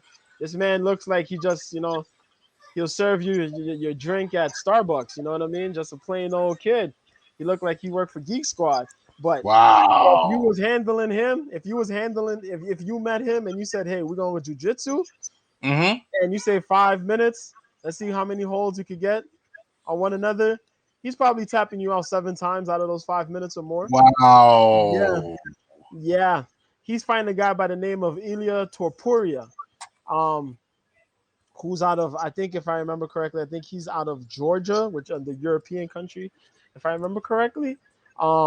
Nasty submission artist as well, but he's improved with his striking. And a lot of people have eyes on that because it could be a jiu-jitsu whirlwind, or it can end up being somebody getting knocked out. It's a fight that a lot of people have their eyes on as far as prelim fights go. Mm-hmm. For people who also want to tune into the prelims, Nico Price is fighting Michel Pereira. All you got to do is YouTube either name. Highlights galore. I mean, Nico Price literally knocked out a man using his foot and hammer fist. This guy's jaw was lined up with his foot, and he used hammer fist against his foot with the guy's head. This is the foot. This is his head, and he hammer fisted this man into unconsciousness.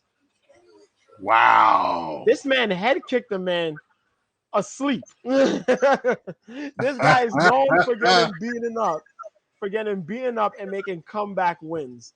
And you're going up against a guy who knows how to fly, jump off a cage, do all types of crazy stuff. But we learned in a fight a little while back that when he's serious, he is dangerous against Michael Wow. Pereira. And he's big for a 170 guy. Both of these guys are pretty big, but Pereira, he's big. He could be easily a middleweight, but he's fighting at featherweight. Wow. Yeah. Let me see if I can direct some of you guys into some other fights on here that are gonna be eye catchers for you. I'm predicting also Dricus Duplessis versus Trevin Giles at middleweight to be a banger. We're gonna see hands fly because Giles has been knocking out some people. Plessy might look for a takedown or two, but he's confident in his kickboxing, which means that Giles will look for the KO. Sugar, I'm sorry, but it is what it is. Sugar Sean O'Malley was supposed to be fighting a big name opponent. He's a guy who's on the come up. For a lot of people who don't know, Sugar Sean was undefeated, lost to Marlon Vera, got kicked in the leg, agitated a pre-existing injury. He won his last fight. He's coming back to fight somebody, but unfortunately, the person he was supposed to fight pulled out. So he's fighting a guy by the name of Chris Moutinho. Moutinho's fought a little bit in CES and CFFC. That's I think it's somewhere. So I forget the words I originally, but the kid is aggressive. He's improved with his striking. He has all right jiu-jitsu, but as I said with TJ, it's a big opportunity for him. You're fighting on a McGregor card. You're fighting on the main card of a McGregor card, and you're fighting a guy who has a lot of hype behind him in Sugar Sean O'Malley. You gotta show up, kid. If you don't show up and you get beat by Sean, then it's to be expected. But take this opportunity on short notice to do your thing. Even if you don't look, you know what I mean, like like you know what I mean, a divine spirit in there. You know, you can at least go in there, put on a tough fight for Sean, and you know what I mean. You might and put him, man, push that man to his limit. You know what I mean? Fight him in there. You can't fight rangy with Sean because if you fight at range with Sean, Sean's gonna put your lights out. That kid is skinny. That kid got the MJ moves in the cage. And when I say MJ, I don't mean Jordan. I mean Jackson. He's smooth. He a smooth criminal. That's straight Gotcha. up. You might not like him. You might not like him. But man, does Sugar Sean move. He is smooth. He is smooth. He's brash, but I give him his credit. When it comes to his stand-up, he can fight, man. What else? Oh, Moutinho's a plus. Yeah, he's plus 900. So if he wins, that's big money if you put the bets on him. Wow. Irene Aldana versus Yana Kunitskaya, number 4 versus number 5. In the division, the bantamweight division. Aldana was somebody that I kind of had hopes in that would fight Amanda Nunes, but she has some glaring holes. Her takedown defense is one of the glaring holes. She has jiu-jitsu, but she shows that if you can hold her down, she might not be able to get it off as clean as she wants to. She's fighting Yana. As I said, Yana's a Taekwondo practitioner. She has jiu-jitsu, but she's improved a lot in her clinch game and her takedowns. So some of those things are kind of wandering problems for Irene. Irene did miss weight for this fight, though. She missed weight by 3 pounds, 3.5 pounds. Yana didn't have to take the fight, but she did, and she's getting 30% of Irene's purse. Wow. Yeah. If you miss a pound or two, that's 20%. But if you're missing 3 and over, that's 30%. And you have the option of whether you want to take the fight or not. If you take the fight, you get the purse, deduction. You know what I mean? Right, So right. yeah, man. So Irene is a cool boxer though. She's a clean boxer. Problem with her, she takes too much punishment. I'm not a fan of that. I'm not a fan. You know what I mean? You want to be an action fighter, cool, but in the female division like that, she takes too much punishment. Mm. Her boxing is good, but she gets hit. She gets hit a lot. She gets hit a lot. She got hit by Ketlin Vieira a lot. She got hit by Betch Correia. No, I did not say the other B word. I said Betch. Betch Correia, who fought out of Brazil. Yeah, she got hit by Betch a lot. I didn't understand that one either. But she gets tagged a lot. But her boxing is pretty clean, man. Her boxing, yeah, that Irene's boxing is clean. It's just that her defense boxing wise is kind of iffy. But she has her good kickboxing. She throws good question mark kicks and good body kicks. She likes to use her range. She gets a little aggressive in Irene, but Irene has KO power. That's scary. The girl got KO power with her hands and her feet. So that's a good fight, man. Depending on how it flows through. Greg Hardy's on the card. I don't know if you know Oh, about Greg Hardy, but Greg Hardy had his yes, case, you know what I mean, with abuse. yes. You know, following from football, stemming from football days, and teams didn't want him. He came into the UFC. Well, he was fighting on the regional cards, then UFC, and he brings a lot of attention. But you know, UFC, Dana White, good attention, bad attention. It's attention. If it It's draws all eyes, attention. he's Yes. good with it. He's with it. So they want to see him lose. Instead of putting him on the prelim, they moved him to the main card. Crazy, I know. Whoa. Crazy, I know. But he's there because, as you said, negative or positive, attention Yes. is attention. He's It gonna will draw bring back. eyeballs, So, yep. regardless. And he's going to be fighting the Crazy Kiwi, Tai Tuivasa, a guy who's pretty much standing bang. Um, He's shorter than Greg, because I think Greg's like 6'5" or somewhere between Right. 6'5" and 6'7". He's a smaller guy, but he has a damn strong chin. He's been Mm. in some wars, but he's learned to fight a little bit smarter. We'll see though how this fight goes.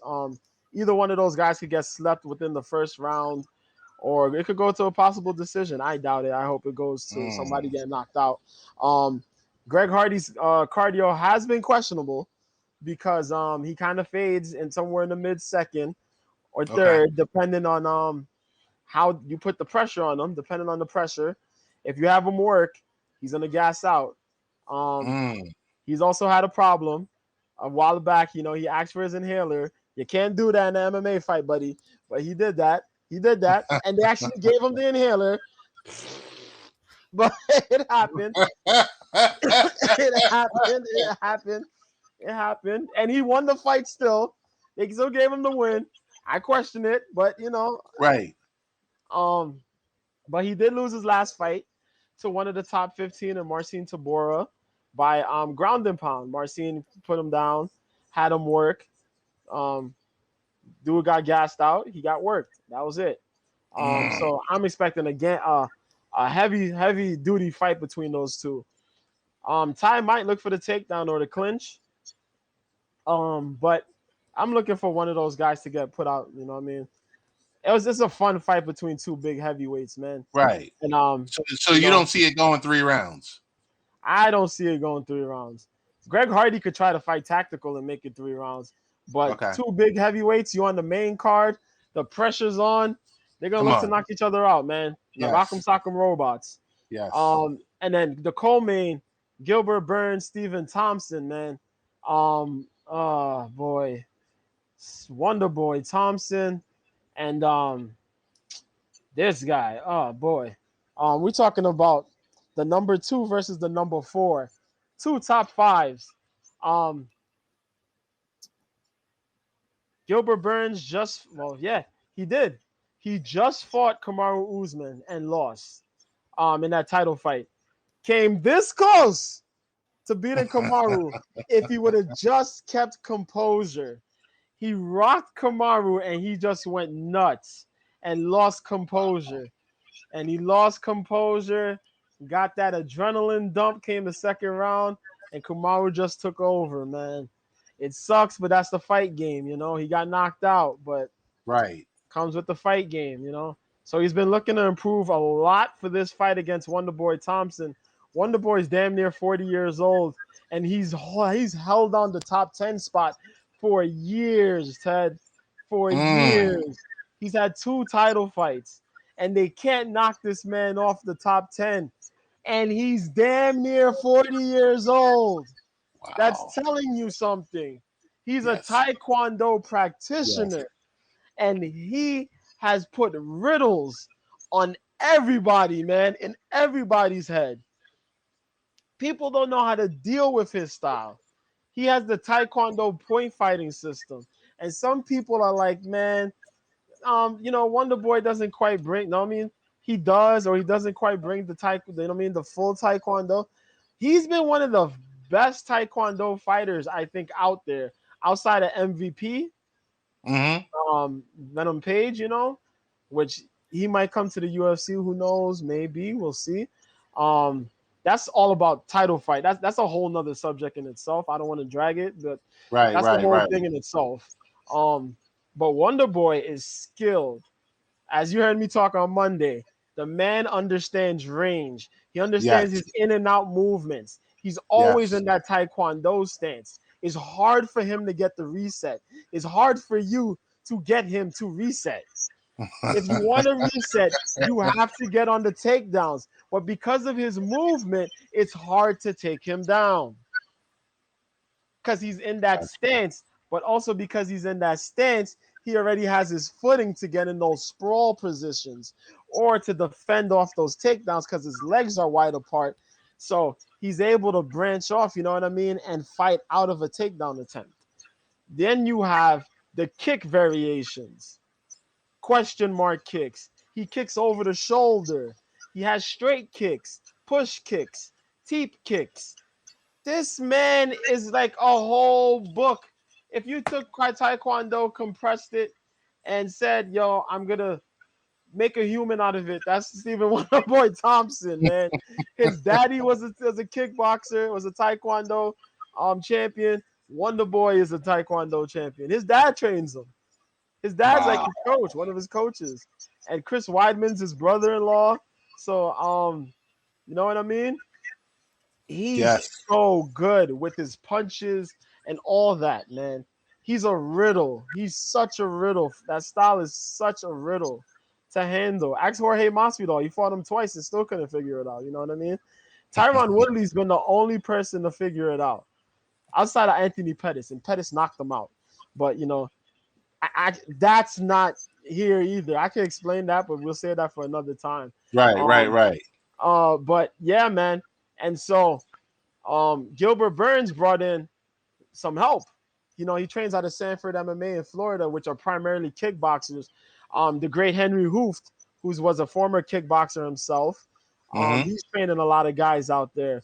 You know, so they have a lot of good kickboxers alongside Tyrone Spong. I don't know if you know Tyrone Spong, but Tyrone Spong, K1, former champion, one of the nastiest guys out of Suriname, man. This dude is a killer. That dude has multiple KOs, championships. He's a dude who did kickboxing, tried MMA, and even went to try pro boxing. He was supposed to fight Usyk, Alexander Usyk, a while ago, but that fell out. So I don't know what's gonna ever happen there. But you know, he's training out there too with those guys. So Gilbert's been doing that kickboxing, and he's improved greatly in his striking. But they brought in Raymond Daniels. And if you watch Bellator, you know who Raymond Daniels is. Yes. Raymond Daniels is the guy who did that 720 spin for no apparent reason just to knock a guy out with the right hand. He's also the guy who did 720 kicks in Glory Kickboxing to keep people leaning against the ropes asleep. He has slept the man plenty of times. One of the greatest kick. and he's damn near 40 himself too. Scary stuff. So they're bringing in all those looks for Gilbert Burns in that fight, and Gilbert's gonna get a lot of info because Daniels fought Thompson too. They fought a couple years back. So I'm really looking forward to that co-main event and that co-main event, as well as the main event. That just speaks for itself. Trash Yeah. talk going on with Connor. Dustin's minding his own business. You know what I mean? We're just hoping for a good fight there, man. And the rest of the card is the rest of the card. You could look those up if you want to. Yeah. It's right on the web. It's Yeah, right there's on a the lot, web. a lot of ranked fights on this card, man. It's a I'm lot. rooting for It's a Brad Tavares. huge. I'm rooting for Brad Tavares to move up the rankings because he's been in the UFC for a decade. He was there like when he was about 23 years old. He's 33 right now, and now he's in the rankings, and he's looking to move up, Crazy. man, to number 13, I think it is, or number 12. So I'm hoping he could get up there, man. Opportunity, So, you know what I mean? Mr. B, what time does this card start? Because it seems like there's like 12, 13 matches. Yes. So they usually like to close 5 fights in. So they do 5 fights for the main cards. Then you have the prelims. The prelims will probably air on ESPN at around 8 o'clock, 8 Okay. Eastern, 5 Pacific, 7 Central, 1 o'clock UK time. That's Ireland and all those other folks out there. Right. Before that, there's the early prelims. That'll be probably around 5:30, 6 o'clock Eastern, which is about 2:30, 3 o'clock Pacific, 4:30, 5 o'clock Central. Let me get it. Hold on. I just shut down. 10:30, 11 o'clock UK time, PM. There you go. So yeah, man. So yeah, So those will probably be on ESPN Plus. ESPN Plus. If you're not a subscriber to ESPN Plus, go get yourself ESPN Plus. It's $4.99. Come on. Yeah, man, and they include if you get the pay-per-view right now, it'll be what is it, $89.99. So you'll be paying for the pay-per-view, but then you get a super discount for the year for your subscription for ESPN Plus. So you could go ahead and do that, man. It's worth it because you get ESPN Plus, you're watching UFC. You're watching PFL, man. You catch the rest of this PFL tournament that's going on. Yes. They have great content, man. If you want to go back in time, watch the UFC. The Ultimate Fighter season is going on now between Volkanovski and Ortega. They also have past events that show up there. If you're not into UFC Fight Pass, ESPN Plus is a good option for you. Gotcha. Yeah. Gotcha. ESPN needs to cut you a check for doing that promo for them. For talking about their packages. Oh, man, JoJo, I really, definitely, really, really, really appreciate you spending the time explaining to, like I said, to our viewers, to our fans, to just, like I said, the everyday common fan. It's, MMA rocks. And they have rock stars on this network like yourself who, should get more exposure to what you guys do. Because, like I said, your analysis, I listen to your analysis sometimes when I'm watching. I'll see if you're on. I'm checking through the feed. I'm like, oh, JoJo's on. Okay, boom. And really, really, really good. Really, really good. But I definitely appreciate this, man. And we are going to close out. We're just under the 2-hour mark. I told you originally 35 minutes, but thank you for being so gracious. Hey, man, no problem. Sunday Night Smoke. What's going on? Hey, brother, what's happening? Yeah, we just had a 2-hour MMA, just adventure intimate, mixed martial arts, combat sports. We touched upon tomorrow's card or today's card and everything under the sun. So definitely want to shout you out and shout out your Twitter account again. Mr. B at Mr. B 1986, man. I'm here on Haps at Mr. B, the MMA guy, man. I just share knowledge. I'm here for knowledge, MMA knowledge, man. I learned from Definitely. all you guys that are broadcasting out here. You know what I mean? I just like talking about MMA. As you can see, I like talking about MMA. Yes. And I know, Yes. like, you know what I mean. I'm sorry to put in extra time in. You know what I mean? No, But it was perfect. It it's was perfect. the thing with me is that I like talking. So if I like talking about the sport, You love the I'm really sport. passionate about the sport. So You like, love the sport. so if you want to talk about it and you're willing, you know what I mean, to say, hey, you want to talk? Yes. Sure. Yes. And, Sure. and the one thing I do want to mention, the connection you and I both have being from Long Island, New York, and from the Bronx, New York. Yes. So we got New Yorkers in the house. That's what's really good. So shout out to our New Yorkers. Much love. I hope you did well with that hurricane or that rainstorm that hit the area yesterday. Man, we was all right, man. That's what matters It most. was So crazy. It was crazy though. it was. It really was crazy. But definitely appreciate you. We're gonna shut this down. Jojo, I really appreciate you. And fans, we want to say thank you, and we will be back soon.